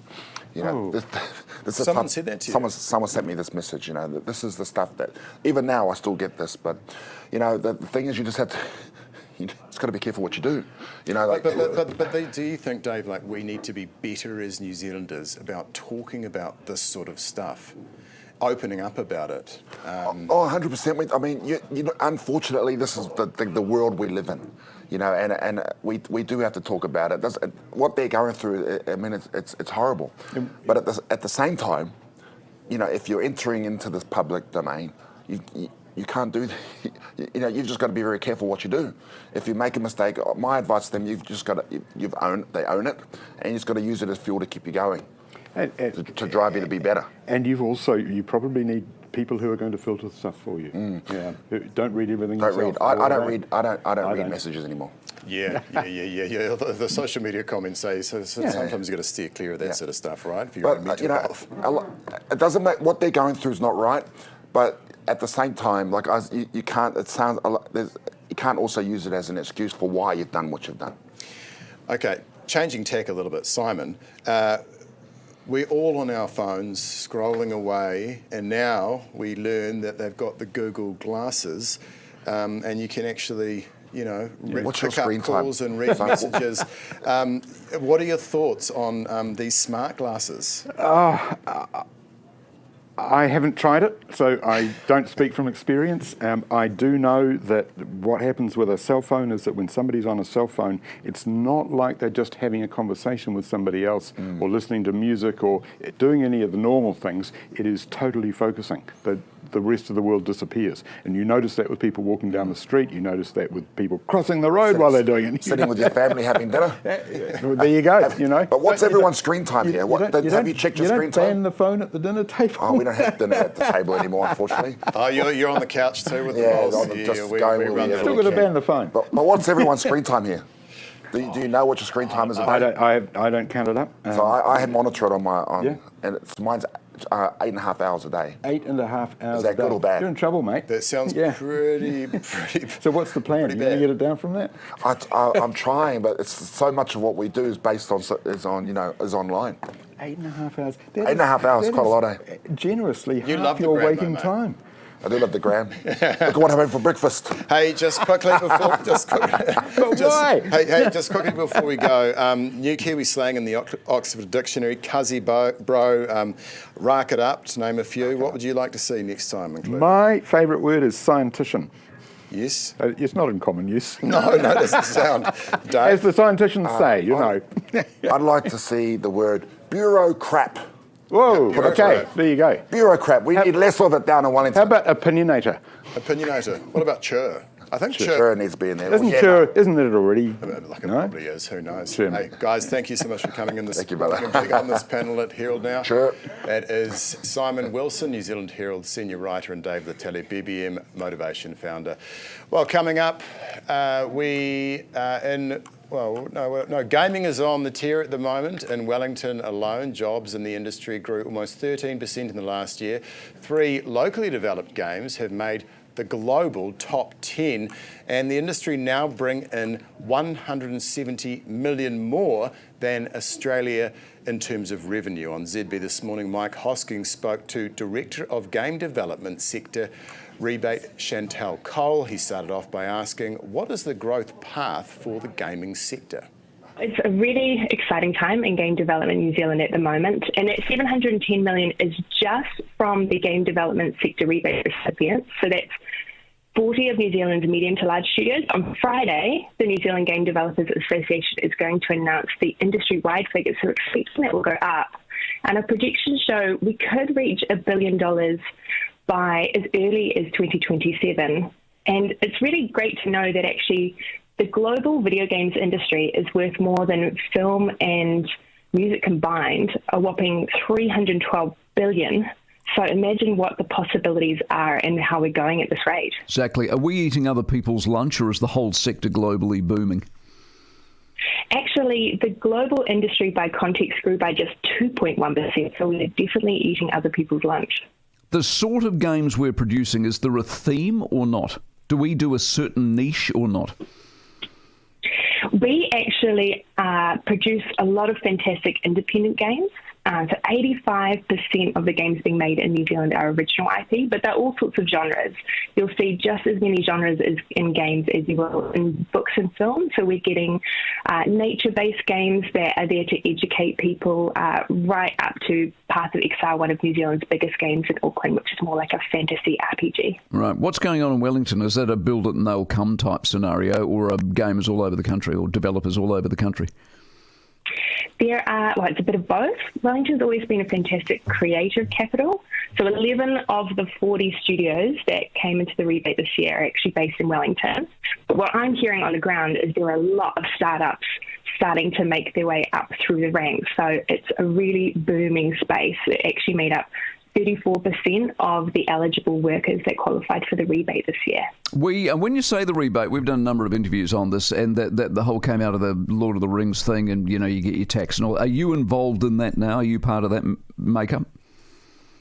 No, that definitely sits outside of my wheelhouse, Mike. Should you be? Should the industry be available, to attract talent and you get tax rebates on stuff you produce? We work more with film and TV, is that what you mean? Yeah. Well, yeah, definitely. I think we want to build those connections across the wider screen sector so we can raise the profile of New Zealand and really attract more of that investment from overseas. We're definitely doing our best to start to work together, and we're starting to actually see some of the games being made in New Zealand turned into films. So there was a game that came out of Christchurch called Dredge, which became incredibly popular. It was actually BAFTA nominated, and that has now actually been signed to be turned into a live-action film. So there's lots of opportunities for awesome collaboration. What's the pathway structure? If you're sitting at school, do you know about this? So we're starting to see incredible initiatives like Tuhura Tech, which are going into schools and helping design game development programs for kids to learn about these sorts of spaces. We've even seen one of the founders of Grinding Gear Games in Auckland is actually founding a brand new school in Auckland with a focus on STEAM, so that's science, technology, engineering, art and maths. And a lot of the game developers are starting to be guest lecturers in the universities so that we can really raise the profile of this being a career for future generations, because it really is at that bleeding edge of technology and creativity. And that was Chantal Cole, Director of Game Development Sector Rebate, speaking on News Talk ZB this morning. Well, it is 8:32. Here's Neva with the news. Herald Now News. Powered by News Talk ZB. The incoming Reserve Bank governor won't rule out more engineered recessions. Sweden's Anna Bremen is promising more consultation, transparency and stability when she takes over the role in December. Former Governor Adrian Orr was open about the central bank deliberately causing a recession to combat steep inflation. Bremen says that she'd like to avoid economic shocks, but the central bank needs to remain focused on price stability. Police have kept more than $58 million out of the hands of organised crime following a massive raid on cannabis grow houses across Auckland. Over a month, Operation Beryl busted 120 properties, seizing more than 10 tonnes of the drug and 11,000 illicit plants. Police say they arrested 30 people, most of which were Vietnamese nationals. A warning, government debt will blow out to 200% of GDP unless policies change. Treasury's long-term fiscal statement contains numerous alarms and highlights the challenge of responding to an ageing population. The report shows fiscal pressures will accelerate in coming decades, largely driven by healthcare costs and superannuation to respond to an ageing population. The FBI is investigating a fatal shooting at an immigration facility in Dallas, Texas. FBI Director Kash Patel says anti-ICE messaging was found on bullets at the scene. The FBI says it was a coordinated attack and another example of targeted violence in the country. Senator Ted Cruz says it's the third shooting in Texas directed towards immigration or customs officers. A warning, the country's not ready for a rapid increase in dementia cases. Auckland University Research commissioned by Alzheimer's NZ reveals around 500 people every week develop the neurological condition. 170,000 Kiwis will live with it by 2050. It's day 2 of jury deliberations to decide the fate of the man who lit the fatal Loafers Lodge blaze. The 50-year-old, whose name is suppressed, faces 5 counts of murder and 1 of arson in the High Court in Wellington over the 2023 fire. There's no dispute he lit the fire, but his lawyers say he is not guilty by reason of insanity. The Crown says he knew lighting the fire was wrong, and he did so because he did not like living at Loafers Lodge. The Holiday Inn Express is saying goodbye to blaring alarms in the morning and hello to the smoky scent of bacon. From October, guests across New Zealand and Australia will have the chance to trial a new diffuser-style scented alarm clock when staying at the hotel chain. There will be 3 wake-up aromas to choose from: bacon, coffee or blueberry muffin. Holiday Inn Express Australia General Manager Rob Fahey says they want to get guests up and out of bed. Herald Now weather, brought to you by You Do It Kitchens. Kia ora, still rather cloudy and wet across the top of the country, with rain clearing across those far northern parts as we head through this morning. And down south, more wet weather still pushing through parts of south, and that will clear off pretty quickly. Those showers end up moving northwards up the South Island. But we have got that rainfall up north. That will be pulling away from that far northeastern corner of Tairāwhiti as we head through the morning time. These showers moving up the South Island, though, with perhaps 1 or 2 sharper, even thundery ones in towards parts of Canterbury this afternoon. But we have got that rain. We've still got just the last bits of that heavy rain warning for the eastern ranges of the Bay of Plenty just to clear off, and some snowfall over the higher roads of parts of, say, the Milford Road and the Crown Range Road. But other than that, not a bad looking story once those early showers clear away from the likes of Southland and Otago. Those showers are moving northward. It stays rather cloudy and showery on that western coast. Afternoon showers in towards parts of Canterbury. Some of those perhaps heavy, with the odd chance of rumble of thunder not out of the question. Stays pretty windy through Wairarapa, but with those winds pushing more cloud on towards the western side and perhaps an odd shower as we head through the daytime. We've got that last of the rain to clear away from Tairāwhiti this morning, and the cloud breaking up through Hawke's Bay, and after a pretty wet night, an improving story for the Bay of Plenty as well. Southwesterly winds will also be bringing some showers through parts of Northland and Auckland, mostly on that western coast, a place like Whangarei and Whitianga, looking pretty good as we head into the afternoon. I'm Michael Morrow. Great to have you with us this morning. Well, Kaylee Bell is an internationally renowned country pop artist hailing from Canterbury town of Waimate.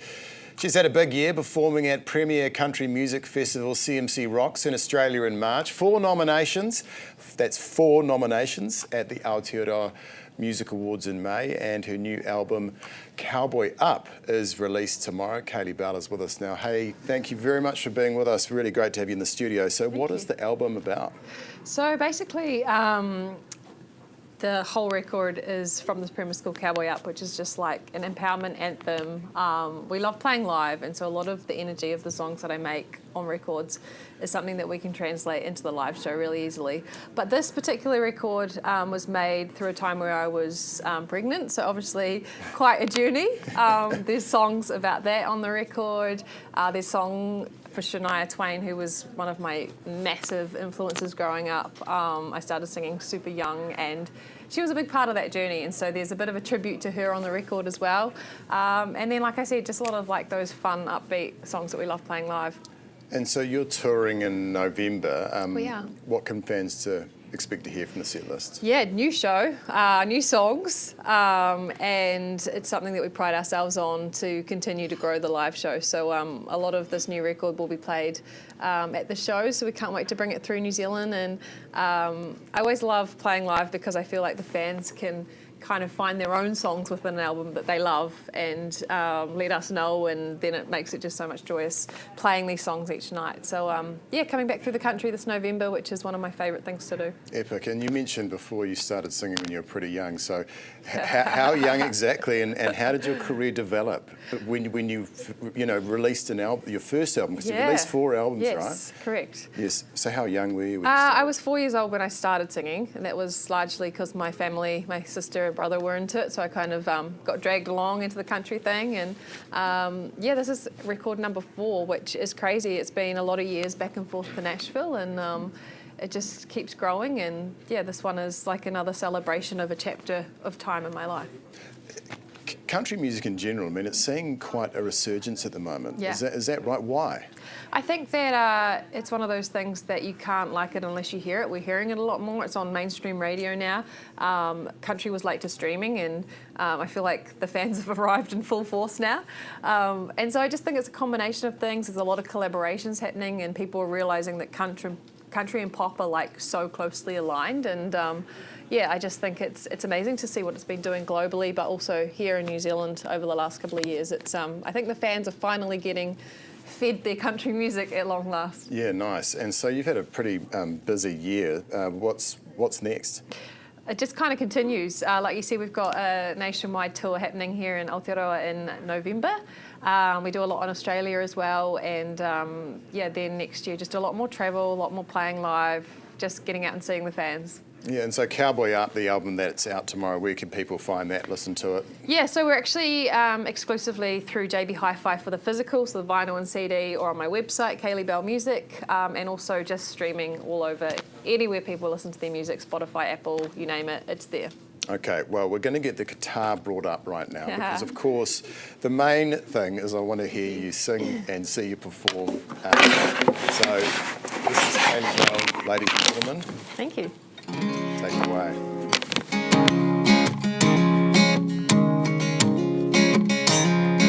I was in the backseat, 6 years old, still the one playing on the radio. Was just a little girl, but it changed my world. Right there in my parents' car.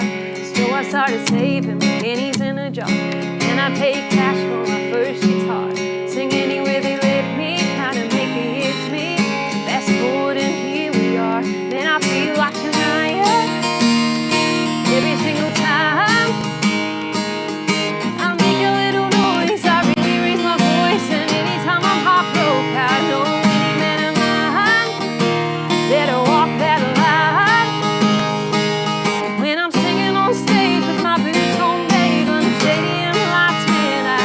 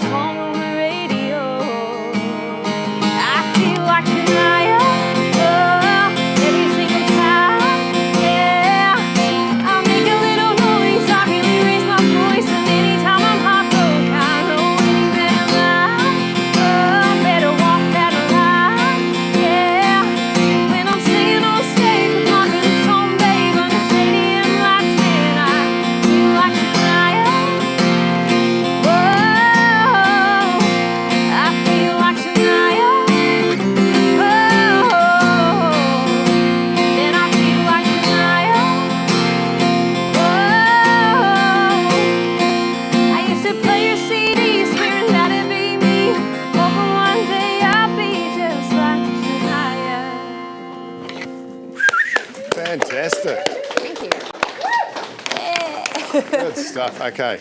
You've officially got a new fan. Oh, thank you. Hey, look, thank you so much for coming in, Kaylee Bell, to the Herald NOW studio this morning. Really appreciate it. That is Kaylee Bell, a New Zealand country singer-songwriter, and you can listen to her new album, Cowboy Up, from tomorrow. And tickets for the tour are on sale now. Head to kayleebellmusic.com. Well, still to come, we'll check in on what's happening on the front page. Plus, how could you win a brand new Suzuki Franks? All the details on that and a lot more after the break. Oh, I also wanted to get something for my new kitchen while I was here.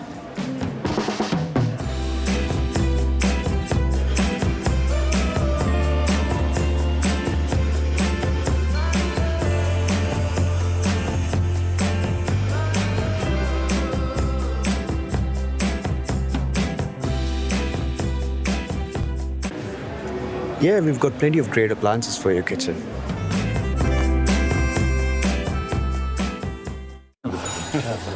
Ah, here she is. How's the business going? Good, actually. We just switched to 2 degrees. Well, we tested the networks and couldn't see any difference. But 2 degrees has the most satisfied customers. With Flex, we get instant control of phone plans, data usage, and cost center reporting. And they're the fastest growing business network.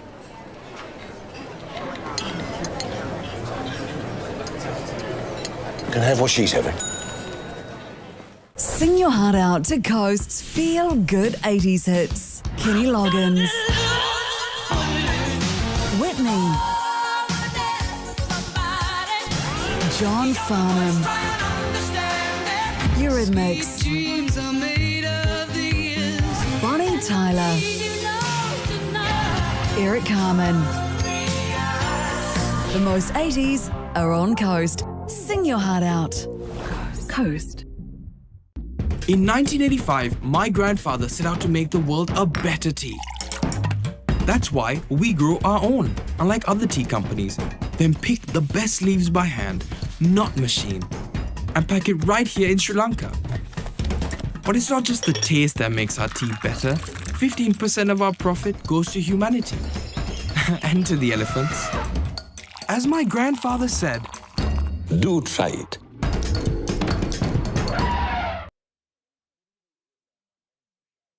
Well, it's time to find out what's happening on the front page this morning. And of course, Chelsea Daniels is here on the desk to tell us what's coming up. And you're looking at the telecommunications sector and whether it's over-regulated. Yeah, so I spoke to tech commentator Bill Bennett for this one. For the past month, Kiwis have been able to have their say on proposals to change the regulations in our telecommunications sector, which is something that I don't think many people knew about, actually. It's a part of the government's cutting of red tape series, I suppose.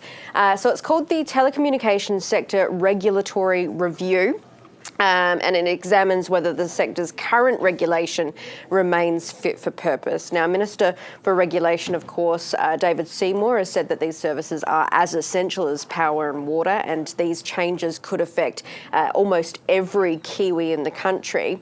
The changes could include introducing a consumer code, replacing or phasing out the current obligation framework, and getting rid of obsolete rules. Now, the TSO, so that's the obligation framework, is basically something that was brought in when telecom was privatised, basically saying, look, you have to provide emergency service phone calls, you have to provide services to rural areas. So if we did away with those obligations, could we live in a world where rural parts of the country could technically be cut off? And that's something that we discuss in the podcast today. Yeah, right. So what are some of the more sort of contentious changes that are being proposed, or when can we expect there to be any confirmation of changes? We don't know about confirmation yet. You can still have your say by the end of today. I spoke to him actually about the Optus incident in Aussie. So recently Optus went down and people were unable to call 111 or 000 there, as they call it, and it's actually been linked to some deaths over there. I asked him whether the same could happen here, and here's a clip. It's less likely in New Zealand because we do have more resilience. But the interesting thing about that Australian episode was that the answer to it, the government sees the answer to it, and the industry sees the answer to that as fixing the regulations, which is back to what we were talking about in the first place, about all those regulations. They're in place for a purpose. They're not there just because bureaucrats enjoy imposing rules on the industry. Yeah, so you've got a lot more on this out on the podcast shortly. Yeah, absolutely. And I thought it was interesting because while Australia is looking to pile on the regulations in the telecommunications sector, we're looking to scale them back. He actually told me this funny anecdote. Actually, back in the day, the telecom manager told him that there was a copper line all the way down to somewhere called Orongorongo Lodge. It was in the Wairarapa, and it was the longest copper line in the country. It literally cost millions of dollars a year to keep in service, but they had the obligation to service that lodge. So it's interesting, if these obligations weren't in place, would a boardroom who want to make money spend millions of dollars on a copper line just to one lodge? That's the question. Sounds like a fascinating episode and to watch and to listen, and that is Chelsea Daniels, host of the Front Page podcast, of course available wherever you get your podcasts. Now, One Roof is giving away 3 brand new cars, and we at Herald Now are helping them do it. You got to go to newsroom.co.nz/win to enter the draw for a chance to win the final 2025 Suzuki Franks. There is still one up for grabs, and entries close on Sunday night. Remember, you need to enter each week to be in the draw, and we'll be announcing the winner of the final Suzuki live on the show on Tuesday morning. Right, well, it's time to talk business with our partners 2 Degrees, and Fonterra has just reported its full year results, and Garth Bray from Business Desk is here with the numbers. What's the latest? Right, some good numbers there. They had forecast the milk price for this season to be locked in at about $10.15. They managed to beat at $10.16. Right. And that effectively means that translates together with a share price, full year share price of 57 cents, or a dividend rather, 57 cents. That's going to put about $16 billion back into farmers' pockets, basically the majority of that in that forecast milk price. They're also sort of confirming today that the forecast for next year's milk price is still in that $9 to $11 range, which was seen as quite an aggressive forward look at how well dairy would continue to do into the current season that we're in now. So this is quite a positive scenario. Yeah, pretty really good. Positive. Look, really good numbers probably to be taking on the road when the road shows start in the next week or so, when they roll out to farmers in different districts and start talking about that divestment deal. Yeah, so what is the latest on that sale? Yeah, I guess they'll be talking a little bit about how there's still justification for it. I think it's probably going to be the PR pitch to make sure that they don't just get a simple 50% majority, but a strong result. We've got a piece on the site today at Business Desk from Peter McClure, who ran the Fonterra brands for about 20 years, basically saying, look, it's the right decision to make because New Zealand's basically raw milk's a perishable product. We make a lot of it in a certain number of months of the year. If you're trying to do a brands business, you've got to have a steady supply the whole time. So we're a little bit out of sync there. A lot of other complicating factors. It's a capital-intensive business. Really, they're better off out of it. They're better off concentrating on the food service part that already is making good money for them and just picking it up. Great stuff. That's Garth Bray updating us on that breaking news there. Garth Bray, Business Desk. And of course, we talk business every day thanks to our partners, 2 Degrees. We'll be back after this quick commercial break. You Do It DIY can make your new dream kitchen a reality. As a trusted Kiwi manufacturer for 44 years, You Do It has made it easy to design, order and assemble your own dream kitchen, offering a range of colour options and flexible sizing. With excellent online support, our customers all agree that You Do It makes DIY easy, delivering superb quality at a great price. Get your project started today at newsroom.co.nz.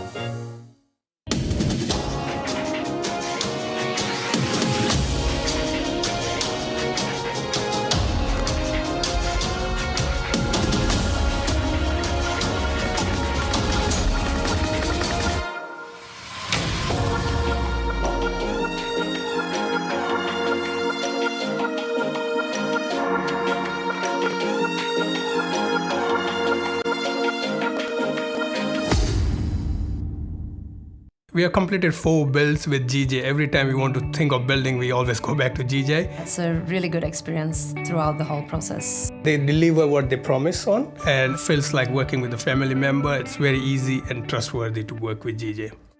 I'm Hayden Scott, and I'm a knife maker. I make knives from my workshop at home in West Auckland. Yeah, my previous life, I was a chef. Did that for 25 years. But I had this knife making thing that I was doing and had been doing for some time. And so that transition from finishing that 25-year career and taking the plunge into full-time knife maker, I had been building up to that, but I still had to take a leap. Know more of the story with Herald Premium, giving you full access to in-depth news, opinion and analysis, with more world news, business insights, and investigative reports from our world-class team of journalists. Plus subscriber-only functionality to comment on stories, access newspaper e-editions, gift articles, and enjoy crosswords and puzzles. Subscribe now to Herald Premium. You're watching Herald Now. Well, police have destroyed more than 10 tonnes of cannabis after raids on 120 grow houses in Auckland run by Vietnamese organised crime groups.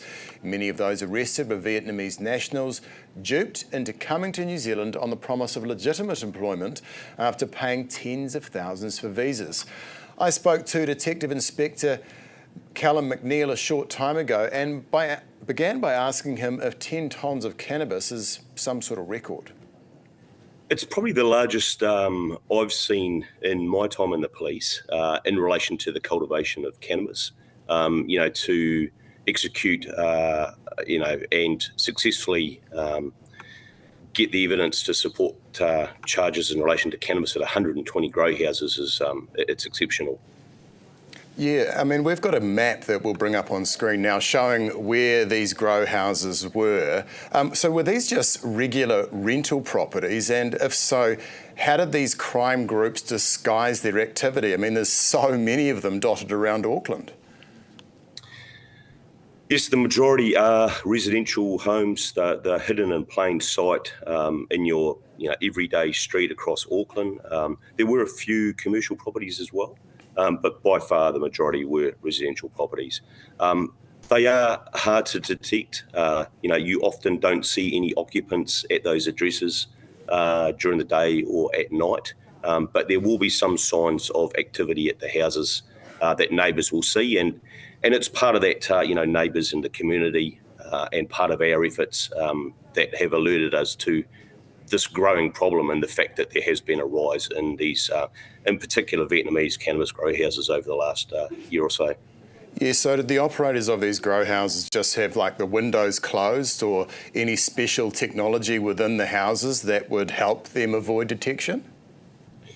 Yeah, they have the windows are generally closed and blacked out. Sometimes they will create a false wall in the lounge, sort of set back half a metre from the main windows, and they'll leave, net curtains closed, but maybe a light on that'll come on a timer, just to give that indication that there's people staying there. But generally, all the windows will be blacked out. They go to great lengths to disguise what they're doing. They're obviously clandestine cultivations.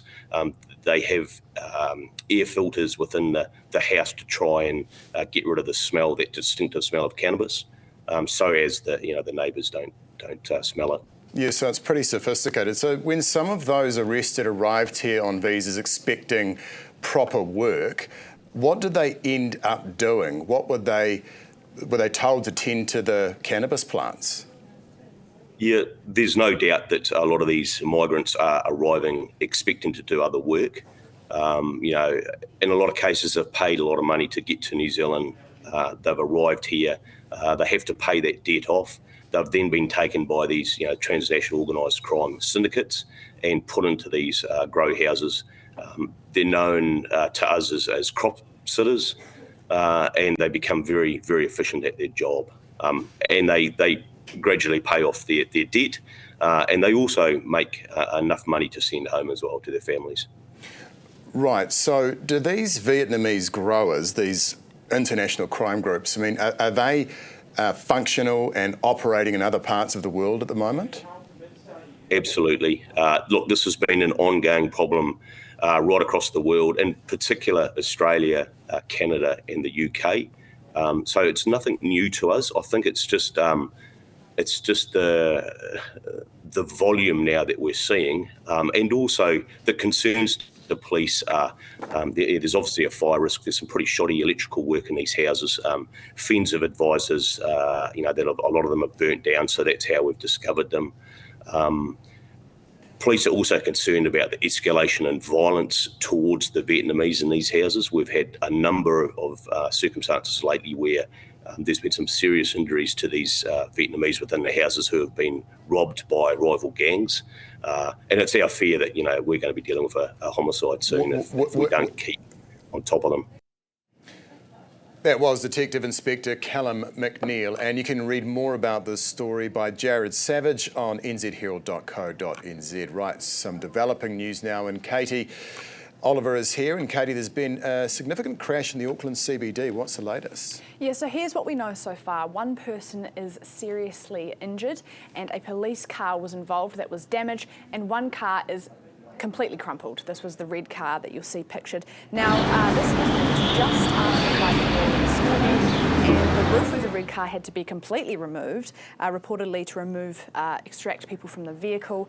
Hato Hone St John said 3 patients were assessed at the scene, with 1 taken to Auckland City Hospital in serious condition and 2 others in moderate. Now, 1 person did refuse treatment at the scene, and we know that there's a large perimeter and lots of officers in the area at the moment. So they're still there? They're still there. However, we understand it'll be quite soon that the scene will be cleared and that road will be opened up again there, Mike. Yeah, it looks pretty grim. And there's a massive tangihanga taking place today. Yes, so this is Sir Tumu Te Hiuhiu. Now, this is the ariki and chief of Ngāti Tuwharetoa. He's being farewelled today. Now, NZTA is advising motorists on State Highway 1 between Taupō and Turangi. There's going to be quite a lot more traffic in that area as the tangihanga occurs today. Yeah, absolutely. Okay, Katie Oliver, Herald NOW reporter, thanks so much for updating us on those issues. And we are going to go to the news now with Neva. It is 9:01. Herald NOW News, powered by Newstalk ZB. The incoming Reserve Bank governor won't rule out more engineered recessions. Sweden's Anna Bremen is promising more consultation, transparency and stability when she takes over the role in December. Former Governor Adrian Orr was open about the central bank deliberately causing a recession to combat steep inflation. Bremen says that she'd like to avoid economic shocks, but the central bank needs to remain focused on price stability. Police have kept more than $58 million out of the hands of organised crime following a massive raid on cannabis grow houses across Auckland. Over a month, Operation Beryl busted 120 properties, seizing more than 10 tonnes of the drug and 11,000 illicit plants. Police say they arrested 30 people, most of which were Vietnamese nationals. A warning, government debt will blow out to 200% of GDP unless policies change. Treasury's long-term fiscal statement contains numerous alarms and highlights the challenge of responding to an ageing population. The report shows fiscal pressures will accelerate in coming decades, largely driven by healthcare costs and superannuation to respond to an ageing population. The FBI is investigating a fatal shooting at an immigration facility in Dallas, Texas. FBI Director Kash Patel says anti-ICE messaging was found on bullets at the scene.